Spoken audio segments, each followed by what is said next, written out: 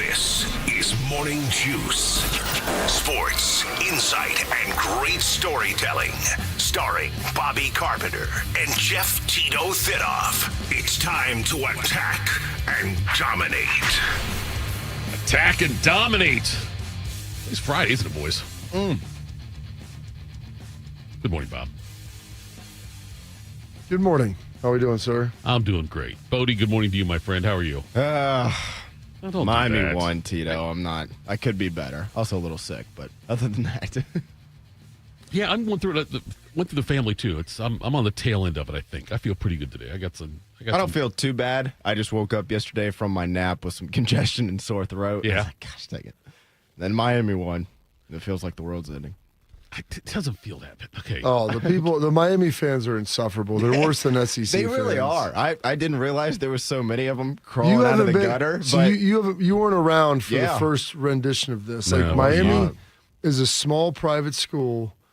You do that again, and I will hit you. I'm not a fan of it. I told my son, if you do that in the house, dude, you're out of here. Did he do it? They there's. I did it for the camera. I didn't do it for the camera. I did it. That's why I did it. I don't care. I'm not a U fan. I don't care. I'm a fan of you. I'm not a U fan. But I told my one son's the antagonist in the family, but I told you weren't around. No. As a college sports fan before Ohio State ended their run in 2002. I mean, it was insufferable before that. Insufferable. It's a small private school in Miami that nobody goes to their home games. It's not like they have this big alumni base. It's a bunch of people who feel like they're entitled to it. A lot of the guys they bring in, were always on the edge of the law, not great dudes. The wrong edge too. Well, I mean, you can look at some of the guys that have been there and what they've been a part of. And it doesn't, I'm not going to sit there and say that this crop of guys is like that. They seem to be doing it the right way, but it's the fans that are just insufferable. They act like they haven't been bad for 20 years. Yeah, I know. We're back. You just oppressed bunch. us. Oh, they're terrible. We are 2 full hours here on YouTube, the Fan app and HD3, also Facebook and Twitter. Download the show anytime and catch us from 10 a.m. to noon on 10 TV Plus. Morning Juice is sponsored by Riverside Bank in Dublin. Lots to get to today. We'll talk more about Miami here shortly. I won't do the U again, but I want to tell you, Bob, for a moment, I felt like we could have had a Jim Rome, Jim Everett moment there. Remember when Everett says, you're not going to do that again, you do it again. Chris Everett. Yes, yeah. And he calls him Chris. I said, I bet I do. And he said, no, you won't. I did. You could have tackled me. I bet Jim Everett's only regret is that he didn't punch him harder.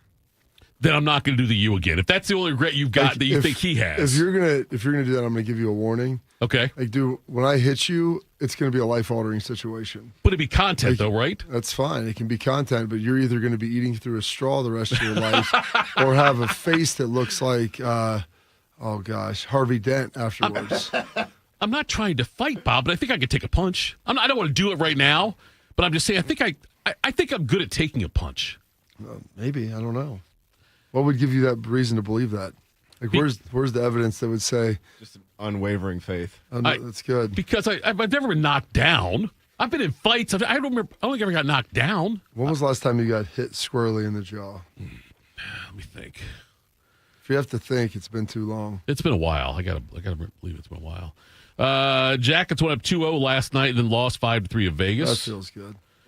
Miami over Ole Miss 31-27. We will talk about that in the CFP. We got Indiana, Oregon tonight at 7:30. Cavs fall to the T-Wolves 131-122. OSU men get a win on the road at Oregon, as Bodie would tell you. He was up all night watching it. 72-62, the win there. That's nice. That's a good one.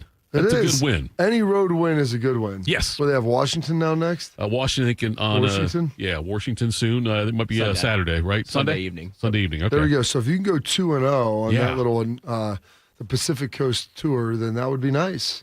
OSU women play at Maryland on Sunday at 4:00. And we'll talk about Ole Miss Miami here coming up. We'll hear from Jake Diebler later on, too. We'll hear some sound from him after their win.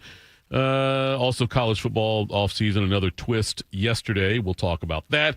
Right now, though, Bob, you've got the difficult task of making me smarter. Time to get smarter. Morning Juice presents Today in History. Here's your professor, Bobby Carpenter. All right, General, do your thing. Well, it is Friday, January 9th, the 9th day of the year, 356 days remaining. We'll be snapping into double digits here tomorrow on that long trek. I feel like when you get to 100 days into the year and then less than 100 days left, like those are big milestones, and they always happen a little quicker than you think. So just enjoy this final single-digit day. This date, 1861, Mississippi becomes the second state to secede from the Union. 1918, the Battle of Bear Valley. It is the last battle of the Indian Wars and the taming of the West. 1960, Patsy Cline becomes a member of the Grand Ole Opry. And in 1965, the Beatles' 65 jumps from 98 to 1 on the Billboard and stays there for 9 straight weeks. Don't ask me why. She's a woman who understands. She's a woman who loves a man. Ooh. What song is that off, you know? I've never heard that song before. Oh, really? Yeah. I whenever you give me albums that I'm unfamiliar with, I just type it in and say biggest hit, and that was "She's a Woman." There you go. So Better than maybe She's a Man. AI led me wrong. No, that's good. It's good. She's a That's woman. good. I mean, who was it? Was it Charles Woodson that said he got fooled by AI, I want to say? Got some bad Did intel. he really? Yeah, he pulled something up that said that they gave him bad intel. Maybe they did.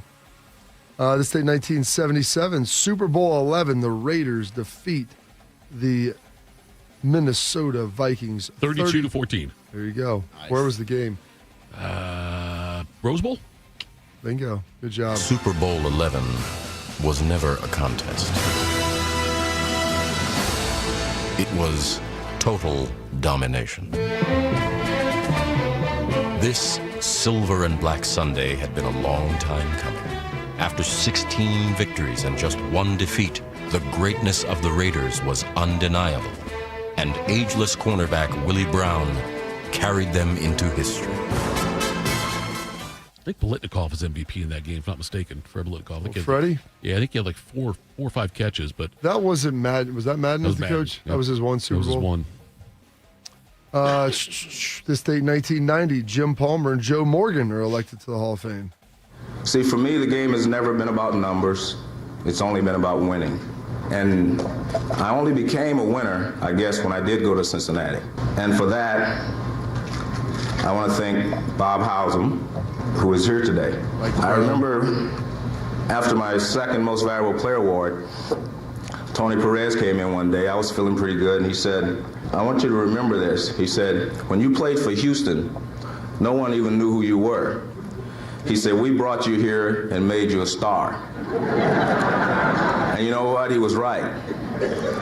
And I say thank you to those guys every day, because being a part of the Big Red Machine is also the reason that I'm here today. Wants to thank Marge Schott as well for all the work that she did, how hard she grinded on that. 70-77, the Reds had bench 70, bench 72, Rose 73, Morgan 75, Morgan 76, Foster 77, all MVP winners for the Reds. Not a bad Big Red Machine, if you will. He went on. The whole clip was 2 minutes long. I couldn't play the whole thing, obviously, but he went on after that.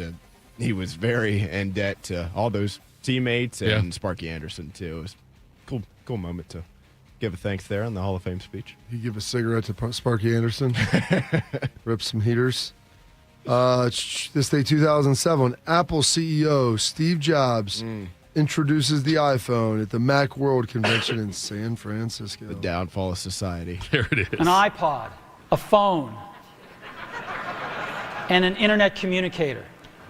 An iPod, a phone. Are you getting it? These are not 3 separate devices. This is one device. And we are calling it iPhone. And you can play Wordle. You don't have to play Snake on there like you did on your Nokia. You can connect. It's an internet communicator. What do you say? Internet communicator? Internet? I think so, yeah. Internet, iPod, phone, and Internet communicator. There you go. You can do it all. Yeah. Right here on this little You machine. can just touch it. He went on to be like, we're going to add a stylus. And he was just kidding. He's like, no, what's something everybody's born with? 10 fingers. Which I was like, well, Not everybody. Technically speaking. But yeah. I think JPP's got to have a word with you. Well, he was born with He was 10. born with 10. Yeah, I know, 10, but you don't leave with 10. Lost a few. Not everybody. No. I mean, Ronnie Lott has 9.5. Right, he does. Yes. Don't do fireworks this year, Bob, because I can't. You have to. What happened last year? To who? The accident you almost had. Didn't you? Was it last year? What said the accident with fireworks?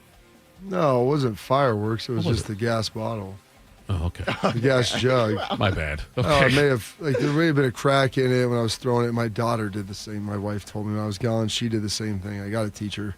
Got to teach the kids. When I was younger, I'd use the cup. My dad would just toss it from the jug, and then as I've gotten older, I've gotten more emboldened. Instead of pouring the gasoline in a cup to make it a smaller, more confined, easier vehicle to toss it on a fire, I was just throwing it out of the jug, and jug may have caught on fire. Don't try this at home. Man, you almost hit your grill, your propane when you were killing the raccoon one time or something. Was that what it was? Was that a raccoon you were going after? That was like it was a long time ago. 15 years ago. Yeah, it was at your old house. I'm saying though, just let's be safe. Listen, dude. Scared money. People always say they want Ryan Day to be more aggressive. Play to win. I play to win. Okay. All right. I surveyed the scene every time and thought about running a draw on 3rd and 8. I mean, sometimes you just gotta let it fly, Coach. Okay. Some birthdays today. Born on this date, 1913. Mr. Tricky Dick Richard Nixon. I have never been a quitter. Yes. To leave office before my term is completed is abhorrent to every Sorry. instinct in Go my back to body. work for the American but as people. president, I must put the interests of America first. America needs a full-time president and a full-time Congress. Therefore, I shall resign the presidency effective at noon tomorrow. Vice President Ford will be sworn in as president at that hour in this office. You might want to send a security team over there because the maintenance workers seem to be looking for the fuse box. That's good. And flashlights are keeping me awake. What a great movie that is. What number president was Nixon? Oh, gosh. This is right in your wheelhouse. It should be. You're right. It should be. I'm going to say. You're probably no, you wouldn't have been in high school, but it was No, right. I was barely born. I was 3. I'll say 36. Not bad. The high 30s is where you start to lose me. I was going to say 37. That's right. Okay. Good job. Only president never to be elected. Was Ford? Gerald Ford. On any presidential ticket. Anything, yeah. Yeah, he got beat by Carter in 76, and that's right. Well, but he also, he was the Speaker of the House, got Right. promoted after Agnew. I think it was Spiro, who Yeah, resigned. he resigned. Unrelated. Totally. Unrelated issue to Watergate. It's really a great glow up. People fail up. Yeah. There's nothing wrong with that. All the President's Men is probably one of my top 5 favorite movies. I'll have to watch that. I've That's a never seen great film with Hoffman and Robert Redford. I'll Really good. have to watch that. I've heard it's good. Born on this day, 1934, the legendary quarterback for the Green Bay Packers, Mr. Bart Starr. Bart Starr played in 10 postseason games and won 9 of them, including Super Bowls 1 and 2. In both those World Championship games, he was named the most valuable player. Deceptively daring, surprisingly strong-armed, Bart Starr was also always in command. There you go. And then he went on to coach the Packers for a good chunk of the 70s. Not as successful as a coach. Now, I think I had a conversation with Reese the other day, but I was going to ask you, Bob, not many great players become head coaches anymore. I heard you talking about this. Would you consider, Vrabel, I don't know if I'd say Vrabel's a great player. He was Not better a than great average. NFL He was, player. he was a good He was player. a really good player. The problem is with most great players is they have a hard time communicating and relating to players who don't want to be great. Or just aren't just go do it. Just go do what I did. Just see what I did. Just go do it. It's not even that. It's the fact that guys that work really hard and their commitment, dedication. That's why Michael Jordan. Those guys historically are terrible teammates, Right? Because they expect everybody to be as committed as they were, and that's usually not the case. And there is a talent gap usually where it's like, just go be me, and that's not a reality a lot of times as well. So, yeah, it's Bart Starr. I don't know if Bart Starr was in that category. And sometimes it just comes naturally to them, their ability to see things.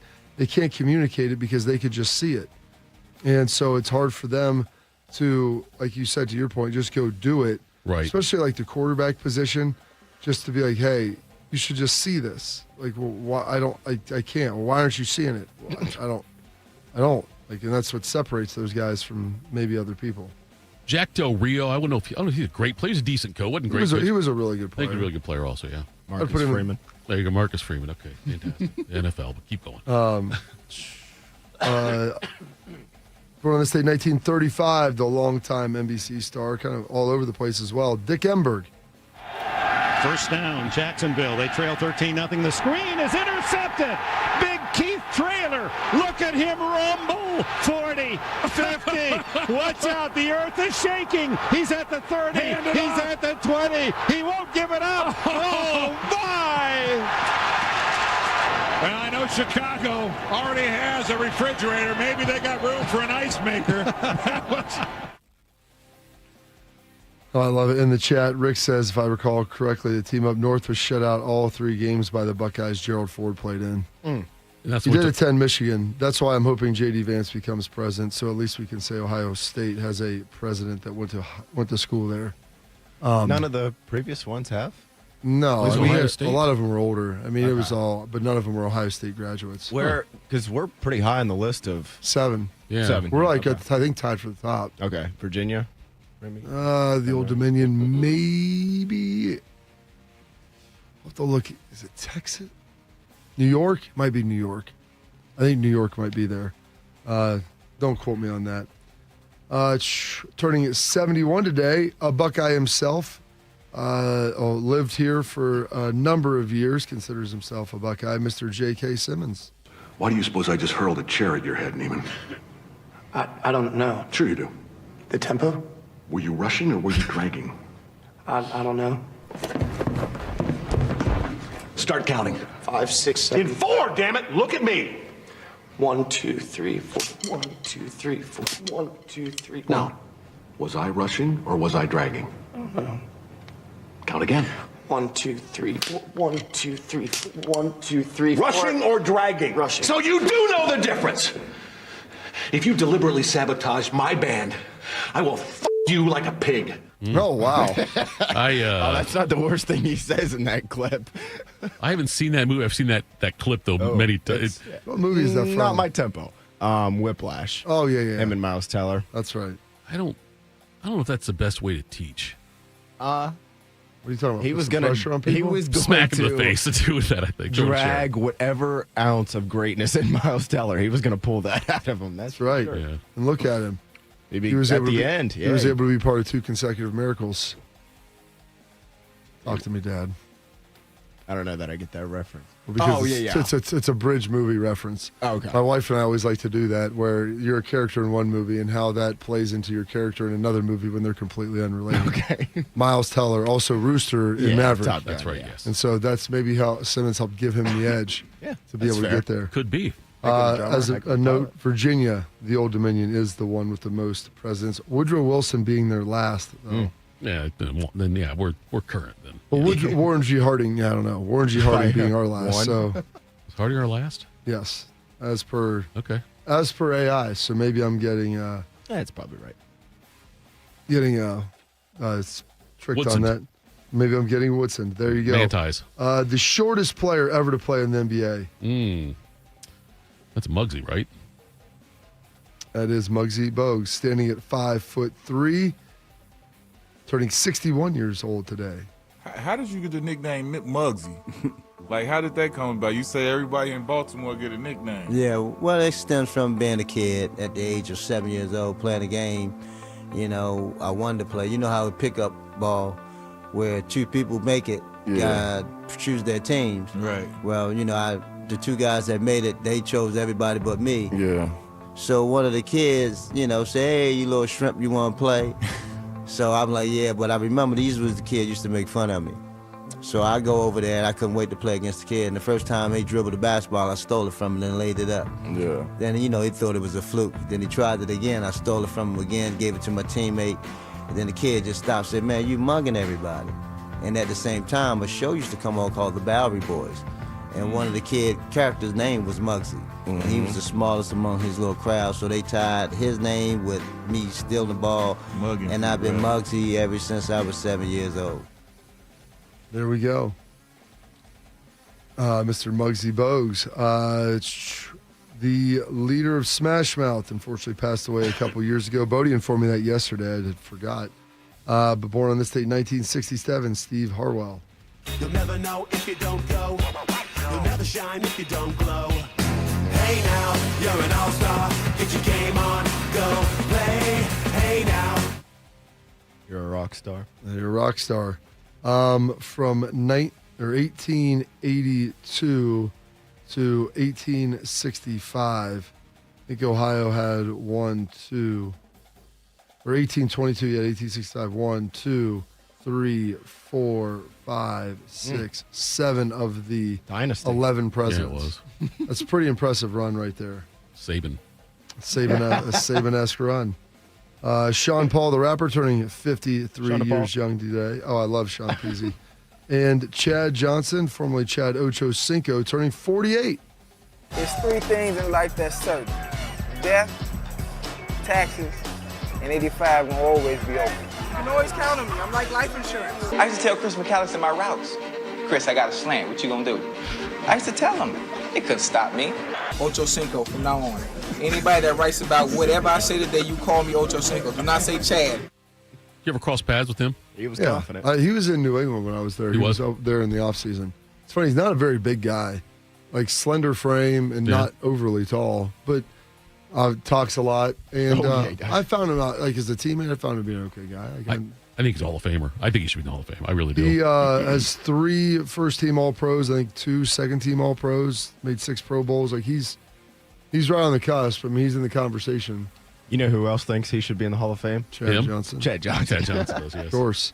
And then unfortunately passed away on this date, 2022. The man that told us about real addictions. Marijuana's not a drug. Mr. Bob Saget. And that's when I decided it was time to get help. Hi, everyone. My name is You did get Thurgood. this. Hi.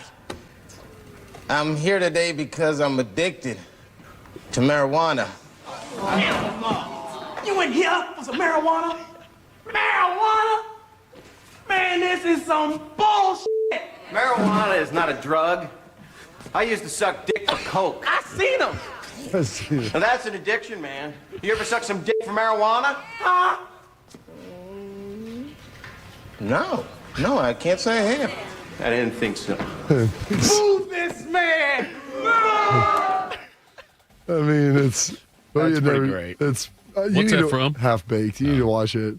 It's one of Bob's saying. Like he goes from Full House where he's like the whole different. Marijuana is not a drug. I can't say that I have. He had lost his appetite. Some holidays and observances today.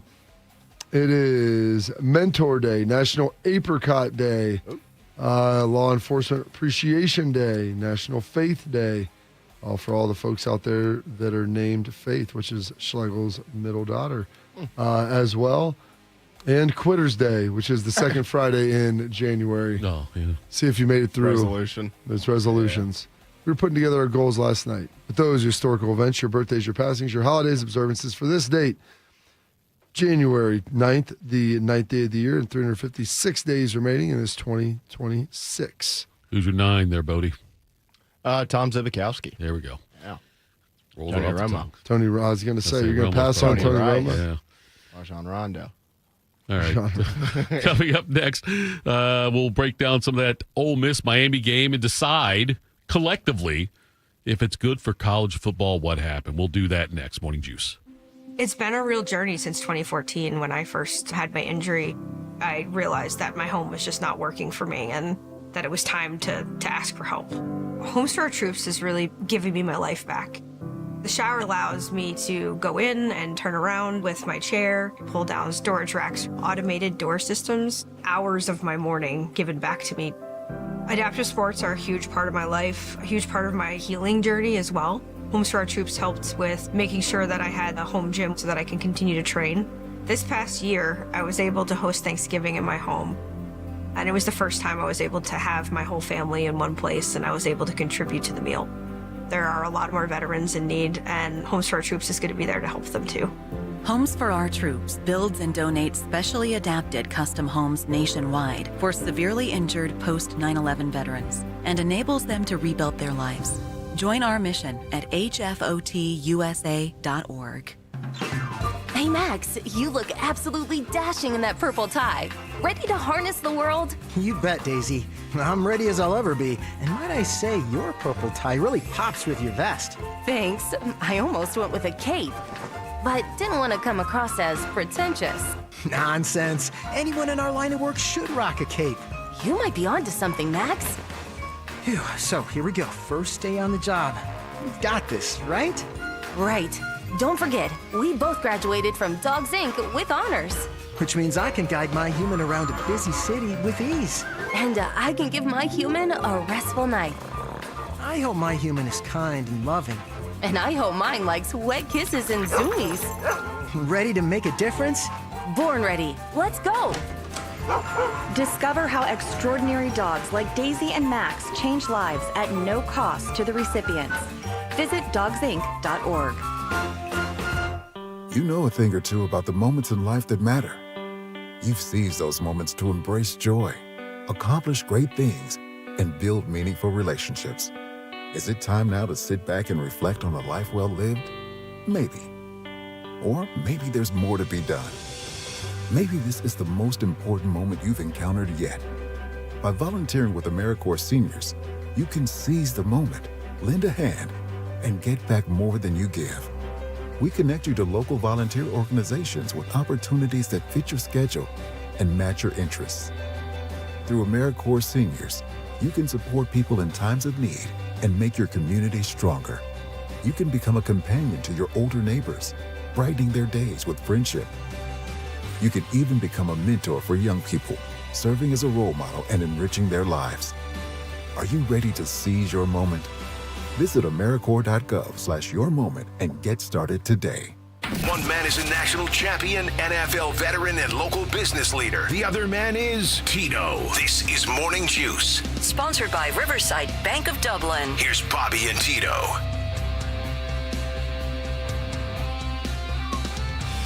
Do you need a bank that truly values local business in this town and an opportunity to work alongside them as partners? Whether you're a small business or a large operation, Riverside Bank of Dublin has the right tools for the job. Riverside Bank of Dublin has the experience of working right here locally in Central Ohio. They understand the business climate in our area. They're going to help you reach your goals. Whether you need an SBA loan to get your business off the ground, a line of credit to keep your business running smoothly, or equipment financing to get your business up to scale, Riverside Bank will tailor a solution that fits your needs. Visit them at riverside.bank or stop in to get to know them in person at 6300 France Road. Riverside Bank of Dublin, member FDIC, equal housing lender. So the win last night for Miami over Ole Miss. And first of all, Bodie, I think you need to go and watch the 30 for 30s on the U. The second one's not as good. The first one's a lot first is really good, but they're both good. Both, I mean, they're interesting. And Bob, I think Miami doing what they're doing is good for college football. And I'm with you. The fans are insufferable. But there's many people who say Ohio State fans are insufferable, and Michigan fans are insufferable. That's true. You But know, like it's all. Here's the thing, is at least those teams have like big fan bases, people that go to the games. Yeah. My problem is like they're all completely fair weather fans that no one goes to Miami games. No one cares about them. I think that I think regionally for them, yes, I think that's true. But like when the U took off, there were Miami fans all over the place that came out, you know, and they're people mostly that wanted to hop on a winning Yes. team, and they liked the fact that they were on the edge, tough guys. You know, they're the anti-Notre Dame of the '80s, like all those things. I mean, I remember, Bob, I don't know if you got much about Lancaster growing up, but like I remember a bunch of Miami fans and Michigan fans all around in Central Ohio. There were a lot of Michigan people wearing the Michigan the starter gear and stuff. The Bulls were the same, like the Bulls thing, but going to NBA. But I'm saying like Miami though, I think this could set up though, and why it could be good for college football is an Indiana-Miami championship game when you've got two teams with completely different histories. Oh yeah, that do it. One team has no history. True. But I'm saying like that it'd be not that Oregon has a ton either. I'm not trying to paint Miami as villains, but I think the there's a villanesque element to them. They're villainous. Watching Michael Irvin, my wife goes, I don't want them to win because I don't want to see Michael Irvin. Like him taking the belt out and everything after the game last week was ridiculous. But it gives you He's a 58-year-old man acting like a child. But it gives you another chance to watch him lose. It's true, and I'm hoping that is the case. And that's why I think it's good for college football. Because I think that I don't think people root. I don't think there's a lot of people that root for or against Indiana, especially against Indiana. Yeah, I think that they're kind of them and Ole Miss are kind of the nation's teams coming into this. Yeah. They had the map of, I don't know how they do the polling on this, of who was polling for what teams going into the Final Four. And Indiana had basically, not all, but just about every state that didn't encapsulate Florida, Oregon, or Mississippi. Ole Miss had a little bit of spillage, and Oregon had some too, but everywhere else was all about Indiana. Is Miami on the level for you as far when I look at teams, Bob, I think it's good for if they're relevant in college football. Notre Dame's one of them. I'm not a Notre Dame fan. Amen. I'm just saying that I think that when they're relevant, it's good for college football. When Texas is relevant, and I think Miami's in that. I think Miami's in that class as well. Do you agree or disagree with that? That Miami's good. It's good for college football. I think that there is that element. My thing is either they're really good or they're bad. Right. Like they haven't had really a lot of just times where they're 10-2, 9-3. Right. They don't have solid teams. Either their teams are going and winning national championships or in these 3 to 4 year, 5-7 year runs, or they fall off the edge of a cliff. They've never even played in the ACC title game. Yeah. Not one time. How long have they been in the ACC? Since 2000. Couple decades. Yeah, right? it's been close to 20 years, if not over. I honestly don't have a memory of them not being in the ACC. I think 2004. Were they Big East when you guys played them? Yeah. Okay, they were Big East back then. So they're independent and then Big East. And then I think then it went into the ACC after that. But then they were the Big East for a while, though, when the Big East tried to become a big football conference. 2004, yep. Okay, 04, yeah. But, the years that, Bob, you guys played, they were villainous back then, I would think. And I'm telling you, watching that old U stuff and some of those guys, and back when NIL was illegal, but they still got paid out there by Well, that's Luther. the thing. That's why I always hated it. The way they did it. They paid everybody. They were unrepentant about things. Right. I don't know. So I think, though, in Indiana and Miami, would Oregon Miami be as intriguing? Well, that's the Cristobal Bowl where Mario Cristobal left there, went back to Miami where he's from. You got Dan Lanning. I would still be pulling for Oregon significantly over Miami, but I would like to see Indiana win this for sure now. Last night was tough because it was the battle of, do I have to deal with these insufferable Hurricanes fans? Right. And winning is only going to embolden them more and maybe their program. Or is it, the SEC, they're back there? Because when they lost, this is the third year in a row they won't even have a representative in the national championship game. And I heard a lot of people in the SEC saying, well, now that everybody's able to pay everybody, it has been flattened. That's the way it is, right? And people can leave. You can't stockpile talent. Yeah, right. That's what it is. And that's why the SEC, it's because of the fact now you can do it. Now everyone can pay everybody if they want Clark Lee, the head coach of Vanderbilt, who's in the SEC, when he was on my XM show. Right. So what's kind of led to the resurgence and this and that? You got Nashville, obviously NIL now. You've got some big boosts you can win. Vanderbilt's a very wealthy school in terms of alumni. It's just they've never really been good at football. And he goes, well, now we're doing some things in the SEC that a lot of people have been doing for a while. I can just say the quiet part out loud, just use the term throughout just things, very nondescript, but everybody, I'm oh, okay. So just going to openly acknowledge that everybody else was paying their players and Vanderbilt wasn't. I remember after the Big Ten championship game, I saw a funny tweet, and it was we've been playing college football for 150 years, and Indiana has never been good until you were able to start paying players, which basically means Indiana never realized you could pay players under the table. Right, yeah. I'm curious, Bob. Nobody cared enough to pay him. Okay, so during your time at Ohio State, I, as a fan, was very much, figured, schools are paying. There's a lot of schools out there paying people under the table. Were you, as a player, aware of that? Like, did you know I did play with Maurice, so. You did. That's fair. Maurice Clare you played with, yes. But I didn't know, like, was it, in your opinion, was it very widespread with other programs necessarily? Did you catch wind of it? Did you talk to people about it? You would talk to guys, like, on recruiting trips and different things. In the NFL, when you started meeting with guys and you find out that guys got paid at a lot of their places, and people are like, you didn't get paid? I'm like, listen, man, they never believed us. Like, I never even got offered money. So you never did? No, I don't know where you went to those places to get the money. No one ever told me.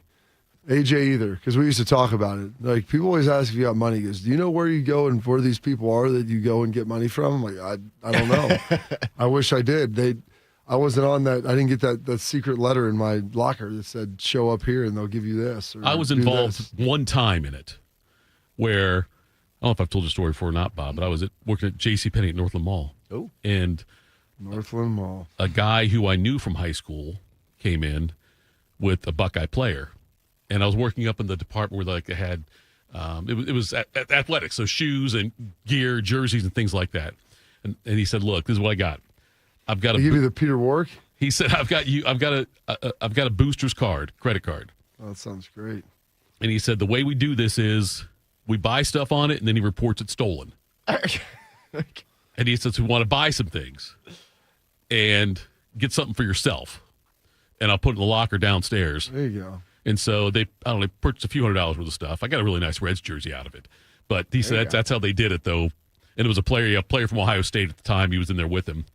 It was still nowhere near what it is now, though, was it, Carp? Like, guys that you did talk you're to talking in the about NFL, guys getting like 10,000 or something. 10, 25, maybe like 50. A loaner car. Loaner car, things like that. That's what I said. That's why everything has changed on the in the NIL front and all of that with the money, because I'm like, the South, I mean, they'd have guys that be giving out, $100,000, couple $100,000 amongst a couple of players, or maybe when Cam Newton went to Auburn, maybe it was maybe pushing $100,000 or a couple $100,000. Well, now you're talking about paying people millions. Yeah, like, and that puts you, like we talked yesterday, puts you into a whole new stratosphere of wealth that you need to be able to give millions to be able to handle that. Yeah, and you go look at Alabama, Mississippi, like there's just not South Carolina. There's just not the wealth there inherently to do it. Georgia maybe has a little bit. Florida's got more of it.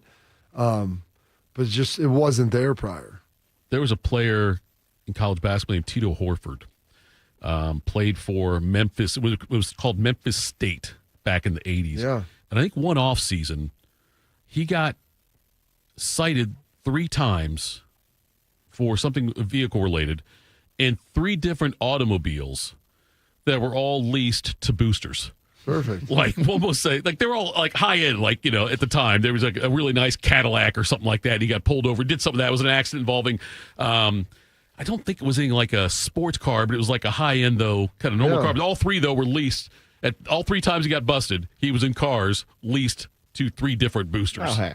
That's the way it used to be back then. But how far away do you guys think we are from a superstar level player leaving a school after like his sophomore year strictly for money?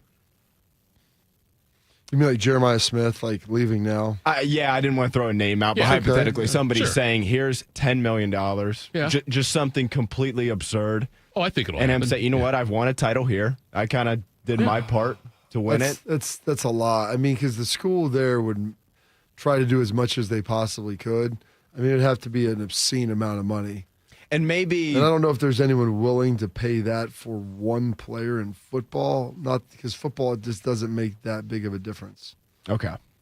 Well, like the more desperate that Oregon gets, that would be my thing. It's like, and maybe I don't know if Ohio State would be a great example, because even somebody like Jeremiah Smith has just such a good setup here, and he's obviously paid well already, and he's going to have Sand throwing him the ball for another year before he can go to the NFL. But maybe somebody at this point in Alabama or Mississippi, like you mentioned, Carp, a school that maybe doesn't have the money, but is still a big time program. Sure. Yeah. And Oregon just saying, screw it. Like, if we got this guy, there's no guarantee, obviously, but if we took away, let's go back a decade in time, hypothetically, and say if we got Amari Cooper from Alabama and we gave him $7 million for the next year, that could push us over the top. Like, I feel like it's coming, and it's, I don't know. The sport on the field, I think, is as great as ever. Yeah. You know, like I went to bed at halftime last night because I was a little past my bedtime to watch the second half, but waking up, seeing the highlights in here this morning and whatnot, it's like, yep, another awesome game between two teams that haven't been there in a long time, and which I think can be healthy for the sport to have some parity there. But off the field, it's just, I think I saw, it was Spencer Holbrook, I think I saw this morning, or he tweeted it out last night, I saw it this morning, that he was like, yeah, it's awesome. We just had another awesome semifinal game just like last year, and everybody's talking about the transfer portal. Well, here's the thing. This is a conversation that I had with, who was I talking to about this? I can't remember. I don't think it was Breer. Someone I had a conversation with yesterday, but I want to say they were a coach, but maybe it was Breer. I don't know. It'll hit me eventually. But saying that it's really not even the commissioners that are running this. It's ESPN versus Fox. Yeah. And you want to get this fixed, yes, but do they want to get it fixed? Mm-hmm. Because in the reality of it, it gives you that 365-day news cycle of there's always things going on. And there's things tangentially around the games. Yeah, you're watching the game, that's great. And then there's great stuff to talk about outside of that, which is what we're kind of hitting on right now. Yeah. And so, like, there's even more of that. So why would you ever want to limit the drama and discussion? Yeah. The NFL's never embrace debate. Yes. The NFL loves that the draft falls late April, early May, because it's right in a window, and the NFL dominates everything. There's nothing going on. World, but nothing else.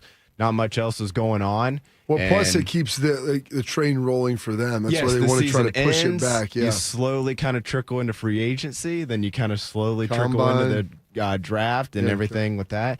And then you really only have a month or so off, and then you're into training camp. They give you 6 weeks, and then come back to training camp. Yeah, and college football is not quite on that level, but right now, 6 years ago, we would have probably just one national championship game left to be played. Mm-hmm. Well, we would have played it. Yeah, historically right around by now. The ninth, it probably would have been played right about now.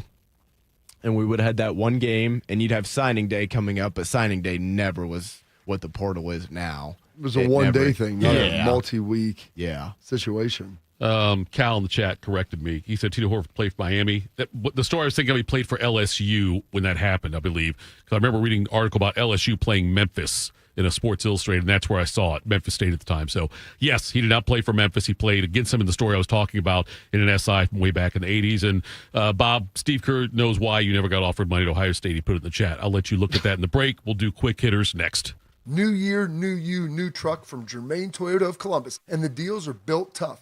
Drive home the all-new 2026 Toyota Tacoma with 2.99% financing for up to 48 months. Need more muscle? The 2026 Toyota Tundra delivers with 2.99% financing for up to 72 months, or take $3,000 in customer cash. Germain Toyota has the truck and the deal you've been waiting for. Shop today at Germain Toyota of Columbus, where selection, value, and trust come standard. Germain Toyota on the corner of I-70 and Bryce Road. Hey, it's Bobby Carpenter. You don't want to start the new year off hurting. You don't want to start off the new year getting surgery. You don't want to start off the new year dealing with trying to plan something out into the future. What you want to do is get healthy. So what you want to do is go to my friends over at QC Kinetics. Dr. Tesner and his team, the medical pros at QC Kinetics right here in Columbus, they can deliver regenerative treatments that actually help your body repair the areas that are causing you pain. Those achy knees, hips, back, shoulders, whatever it is, they can help you get ready. So instead of those invasive operations, it's going to sideline you all of the early year. Go check out our friends at QC Kinetics and see if they can help you today. Imagine moving better, being stronger, planning your year, doing what actually you want to do. So don't wait. Call 380-208-4544. That's 380-208-4544. They have offices located in Dublin and Gahanna, and they're ready there for your free consultation. So go check them out today. What does it mean to give 100%? It means giving everything you've got, every single day. That's why the V Foundation gives 100% of every dollar donated directly to cancer research. So no matter what you give, We give 100% for life-saving research victories, 100% to making new discoveries that lead to innovative treatments, 100% to groundbreaking cancer research that could one day save someone you love. We know cancer research is working. Over the last 30 years, an estimated 4.5 million lives have been saved thanks to game-changing research breakthroughs. But there is more work to do. That's why the V Foundation gives 100% of every dollar donated directly to cancer research. We will always give 100% to accelerate victory over cancer. Don't give up. Don't ever give up. Donate today at v.org. Wounded Warrior Project helps post 9/11 veterans and their families realize what's possible. With support and resources that bring warriors together and empower them to become stronger, both inside and out. It's possible to begin healing. To get the help you need. To find peace. And as each warrior's needs evolve, so do we. Because these last 20 years are just the beginning. Learn more at woundedwarriorproject.org/possible. Bobby is the all-American male. Tito pulled a hammy getting his mail. This is Morning Juice. I think, Bobby, you rejected a scholarship from Ohio State because you guys had so much money. You were rolling in it. Matter of fact, you probably paid for other people to go to Ohio State. So if that was the case, I drove a 96 Ford Taurus, 95 Ford Taurus when I got to Ohio State. I bet it was souped up, though, Bob. What does that mean? I think you had like as LL Cool J would say, you had a booming system, I bet. A booming system. You had a booming system. No booming system in that thing, Coach. You had a CD player in it? I did have a CD player that my girlfriend Ooh. bought me from my graduation present, so I had that going for me. Tell them about your car, Dwight. I got a 78 280Z. Bought it for $1,500, fixed it up. It's probably worth about $3,000 now. All right, let's do some quick hitters. Morning Juice presents Quick Hitters. All right, guys, happy Friday. Best day of the work week. We'll start here. Some college football / NFL news. One of the bigger dominoes in the 2026 NFL draft has made his decision as Alabama quarterback Ty Simpson is foregoing the rest of his college career and heading to the National Football League. He ranks as the third best quarterback in the draft. That's per Mel Kiper Jr., so that's just one ranking there, but he'll probably be one of the top 3 or 4 quarterbacks taken, give or take. This season, he threw for 3,500 yards, 28 touchdowns, and 5 interceptions as he led Alabama to the quarterfinals of the college football playoffs, where they were blasted by Indiana last week in the Rose Bowl. Carp, maybe not a top 10 pick, but I think Simpson can make sense for a team that, like maybe the Rams or the Steelers, who have an aging quarterback. Maybe get him in there for a year, let him sit for a year or two, and then take over from there, back half of the first round. I've been very impressed with Ty Simpson. They had no running game. Their offensive line wasn't very good. And so everything got pushed back onto him. And if you're a quarterback and you can't run the ball offensively, it's a long, long day. And everybody knew they couldn't run it. And it was Indiana that finally exposed them to the degree that they did. But I think Ty Simpson has a chance to be one of the better quarterbacks in this class. When you look at it, just because his maybe numbers weren't there, their team performance wasn't there. I don't think his team was all that good around him. And I think it was, the receivers he had, they weren't, terrible, but they were not what we've seen at Alabama the last handful of years. I don't know what happened to Ryan Williams. Yeah, he was really good last year and then just totally fell off a cliff this year, Tito. Yeah, it feels to me like Simpson, he's going to be one of those guys that goes to a team like you mentioned. The Rams make perfect sense there. The Steelers, he'll get drafted. I think he'll be the third quarterback to go, probably, right? Depending on what we know right now about guys who are declaring. I would think out of the ones, I got to believe that Moore is going to go from Oregon. If the two guys go tonight, yeah, Mendoza and Moore both declare. Right. Simpson seems third. I think he seems third, yes. Order. Yeah, and I think that someone like what happened last year with Jackson Dart. Dart didn't go in a great situation, but the fact he wasn't he wasn't one of the top couple to go. Tyler Shuck going to New Orleans and having decent receivers there, I think helped him out as well, getting out there to play. So yeah, it's he doesn't scream to me like being some kind of elite necessarily going to come and jump off the stats page early on, but I think he's going to go to a situation. I could see the Rams or Steelers. Those are both the great opportunities, I think, for him. I saw this. I thought this was kind of interesting. Some soccer here. Not a sport we talk a ton about, but nevertheless, the 2026 World Cup will get underway this coming summer here in North America. It begins on June 11th, running through July 26th.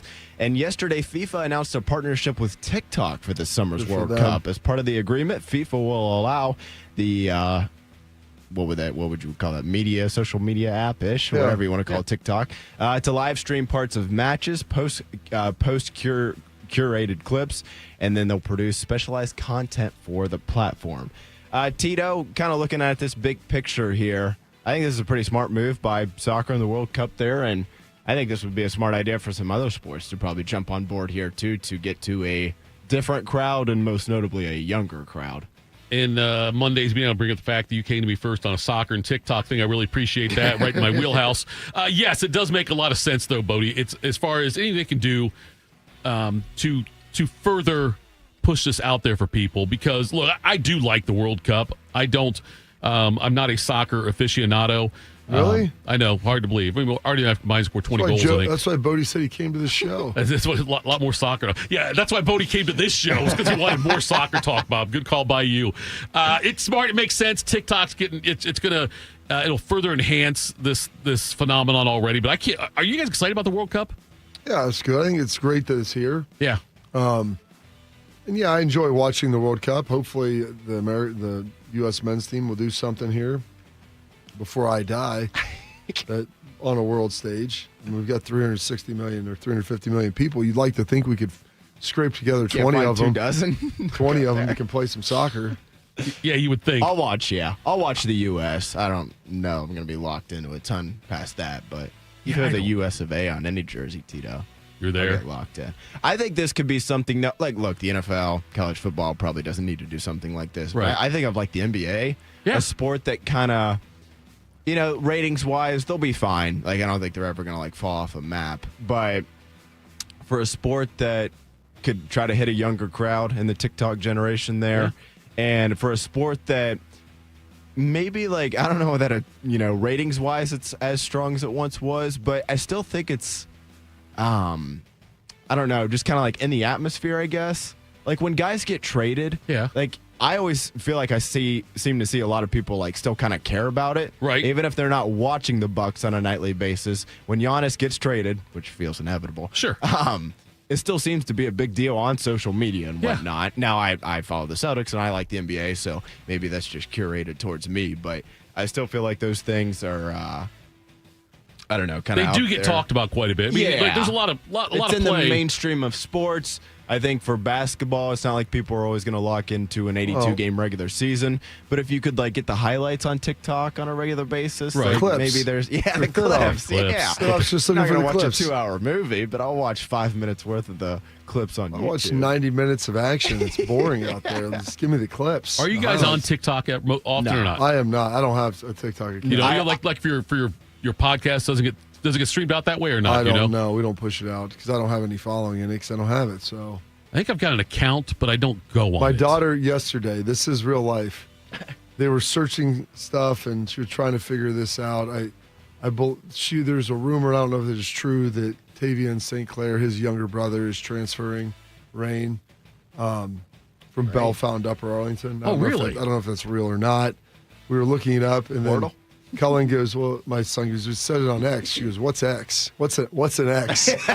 Did she really? It was like, listen, it was like talking. I'm like, and he goes, dude, it's like social media. It's like Twitter, or it's like Twitter, or like, it used to be Twitter. It was, it's like TikTok. And she's like, I've never heard of it. I'm like, oh my gosh, she's a freshman, right? That is crazy because that's like when I was a freshman. That's what Twitter was. Yeah, it was what TikTok probably is to them. Is like everybody was kind of on it. That and Facebook. And I've never even downloaded the app. Honestly, I would say somewhere in the last, call it 2 to 3 years, I would pride myself on the fact that I'm not on my phone. Yeah, I've tried to get off of it unless I'm insane working. amount. Like it's, I could probably be better. Don't get me wrong, but the last thing I need, and especially nowadays, man, it's just like, here's a 30-second video, and as soon as it ends, you just get sucked right into the next one. And it's just like, I do not need to be on my phone that much. The only thing I have is Twitter. Twitter with this job, thanks, Coach Gundy. it's like sort of necessary. Right. Like it is a good way to keep up on things or whatever. It's your news feed, man. Yeah, like, that's what I is. said. I told my wife she's doing like a social media fast as part of her this deal with our church, and I was like, she goes, "Why don't you do that?" I'm like, "This is how I get all my information. Yeah, I'm not really on my phone other than to get my feed is curated to what I want and what I need to see. Like I'm not looking at random videos of cats. Like, I have like sports feeds and like that's basically and like workout stuff and fit like health things, like things that are interesting to me that I need to know about. Save sprinkles. Yeah, and I don't even have it on my phone. I only have it on my laptop and iPad. Good so for I you. feel which I feel like is a relative healthy 'Cause you can balance. If get I'm out at of there, home yeah.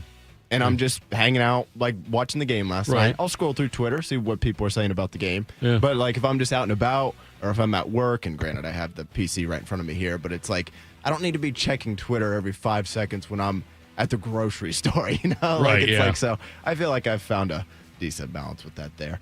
One more quick one here, guys, real quick. Oklahoma, I knew I'd love this story, and I figured you would too, Carp. Oklahoma finalizing a deal to name former Dallas Cowboys All-Pro tight end Jason Witten as their next tight ends coach. The 17-year NFL veteran who spent 16 of those seasons in Big D, named to 11 Pro Bowls and 2 first-team All-Pros, becoming one of the best players in franchise history. He spent the last 5 seasons as the head coach in high school at Liberty Christian School. They won the state championship in 2023 and 2024. And then played in the state title game this past fall here in 2025. So, Carp, that's a pretty good guy to learn from for the Oklahoma tight ends there, Jason Witten. It is. I'm happy for my friend, excited for him to take this next chapter. I'm curious if his whole family's going to move from Dallas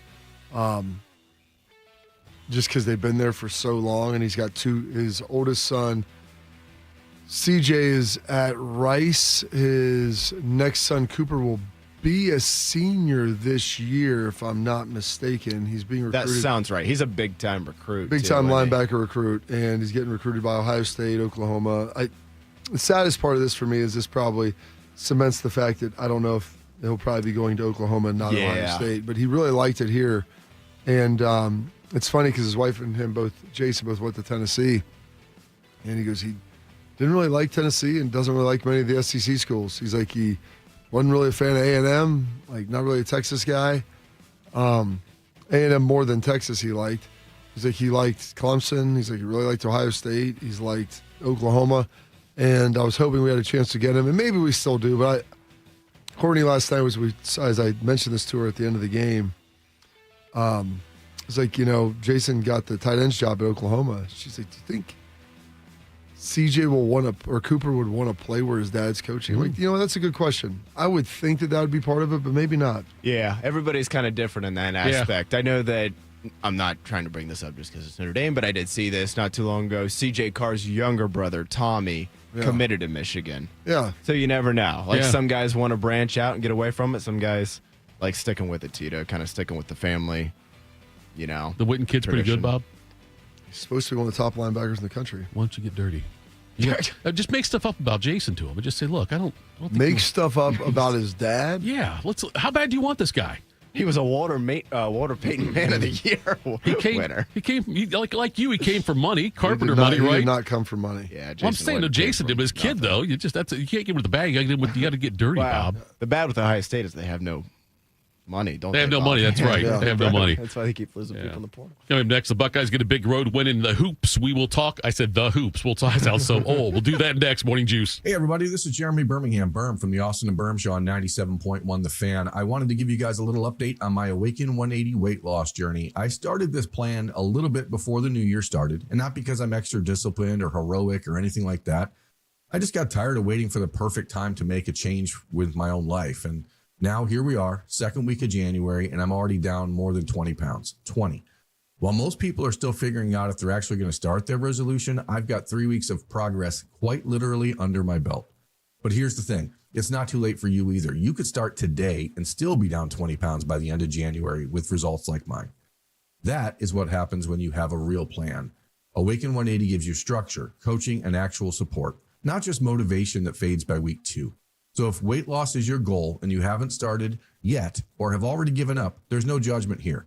Just don't wait another week, because a few weeks from now, you could be saying what I'm saying. This is already working. Awaken180weightloss.com. Bobby Carpenter here with the Riverside Bank of Dublin Sports Money Report. In football, a quarterback needs protection, time in the pocket to make the big play. In business, your pocket is your cash flow. Without the right protection, pressure can come fast.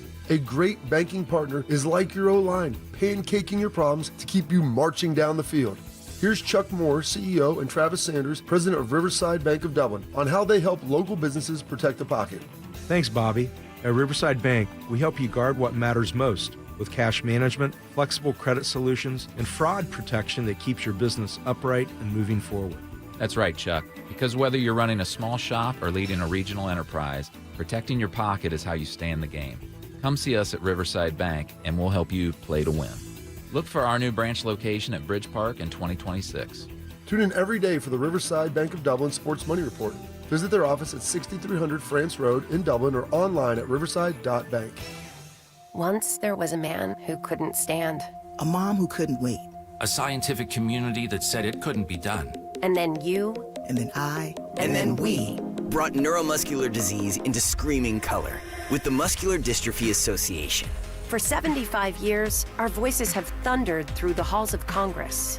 We've willed the impossible into existence. We've pushed the science, raised the funds, shifted the narrative, and transformed the reality of life with neuromuscular diseases. For 75 years, we've built communities together, established the field of neuromuscular medicine, and made it thrive. Call that a legacy. Call it impact. Call it momentum. Just call it ours. Because it's the generations of community heroes that give MDA the strength we have today. And until neuromuscular disease is a thing of the past, you couldn't stop us if you tried. Join us and celebrate 75 years of breakthroughs at MDA75.org. Proud to be your go-to sports addiction. WBNS, WBNS-FM, HD3 Columbus. The Fan 3, Ohio sports destination. Attack and dominate. You're locked into Morning Juice. Sponsored by Riverside Bank of Dublin. Here's Bobby and Tito.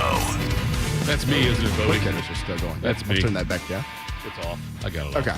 Do it I was now. getting us ready for Diebler. That's what I was doing there. Before we get to Diebler, first of all, I was joking.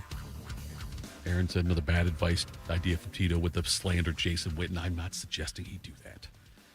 But, Bob, I do want to ask you about this because you talked yesterday about, the people out in social media talking about Ohio State's poor or whatever, all these bad things going on. Okay, and there's a difference. I didn't say Ohio State's poor. I said they don't have a $1 billion booster, someone who just writes checks so they can just spend money recklessly and pay everybody $1 million or more on the roster.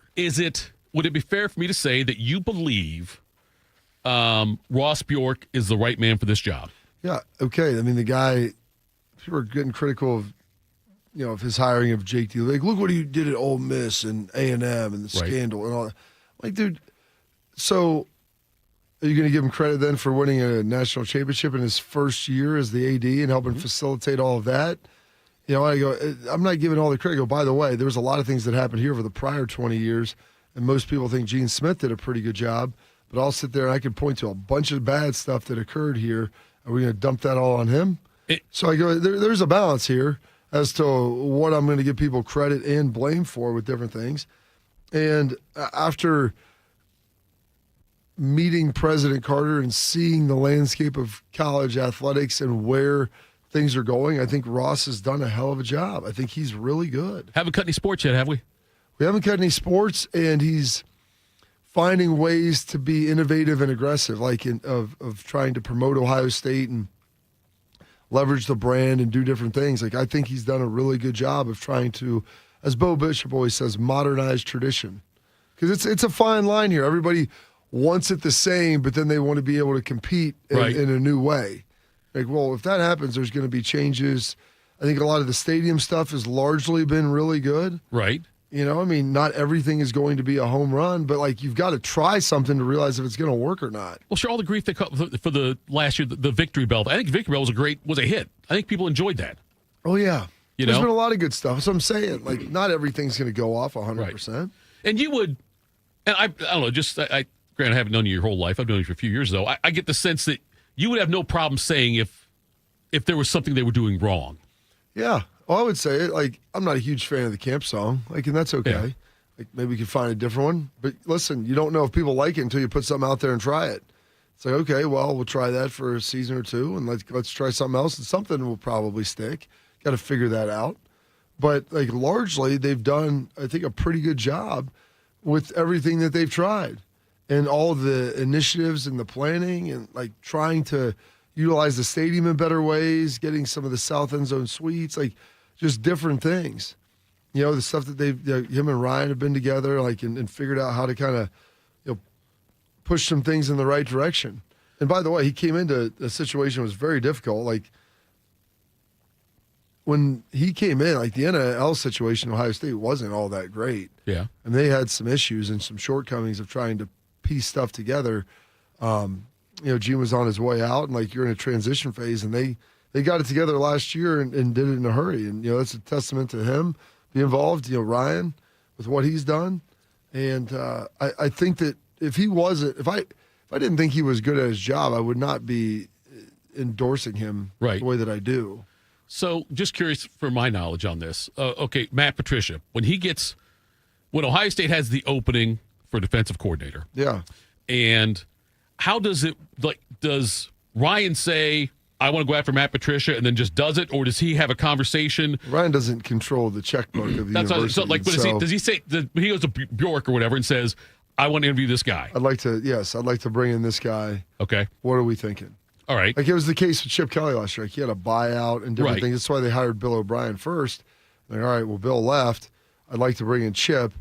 This is probably what it's going to cost, and we're going to maybe have to pay some of the buyout and different things. So you go talk to Ross. They figure out a plan. Sometimes Ross probably has to talk to President Carter about that, and they figure out like what this looks like going forward. But in the situation like say with Patricia, like Ross and Ryan both have to turn the key at the same time. Like Ryan can't say I'm hiring this guy. Ross say no, you're not hiring this guy. Yeah, there's got to be some approval, and I'm sure that like they give him a large degree of discretion on who he wants to hire. Right. It's more unless there's like some background stuff with him. Right. That would, if you had an issue with that might be a publicity issue. Right. Where you're trying to figure that out of maybe some negative news around the university if the guy's got some sort of history or something.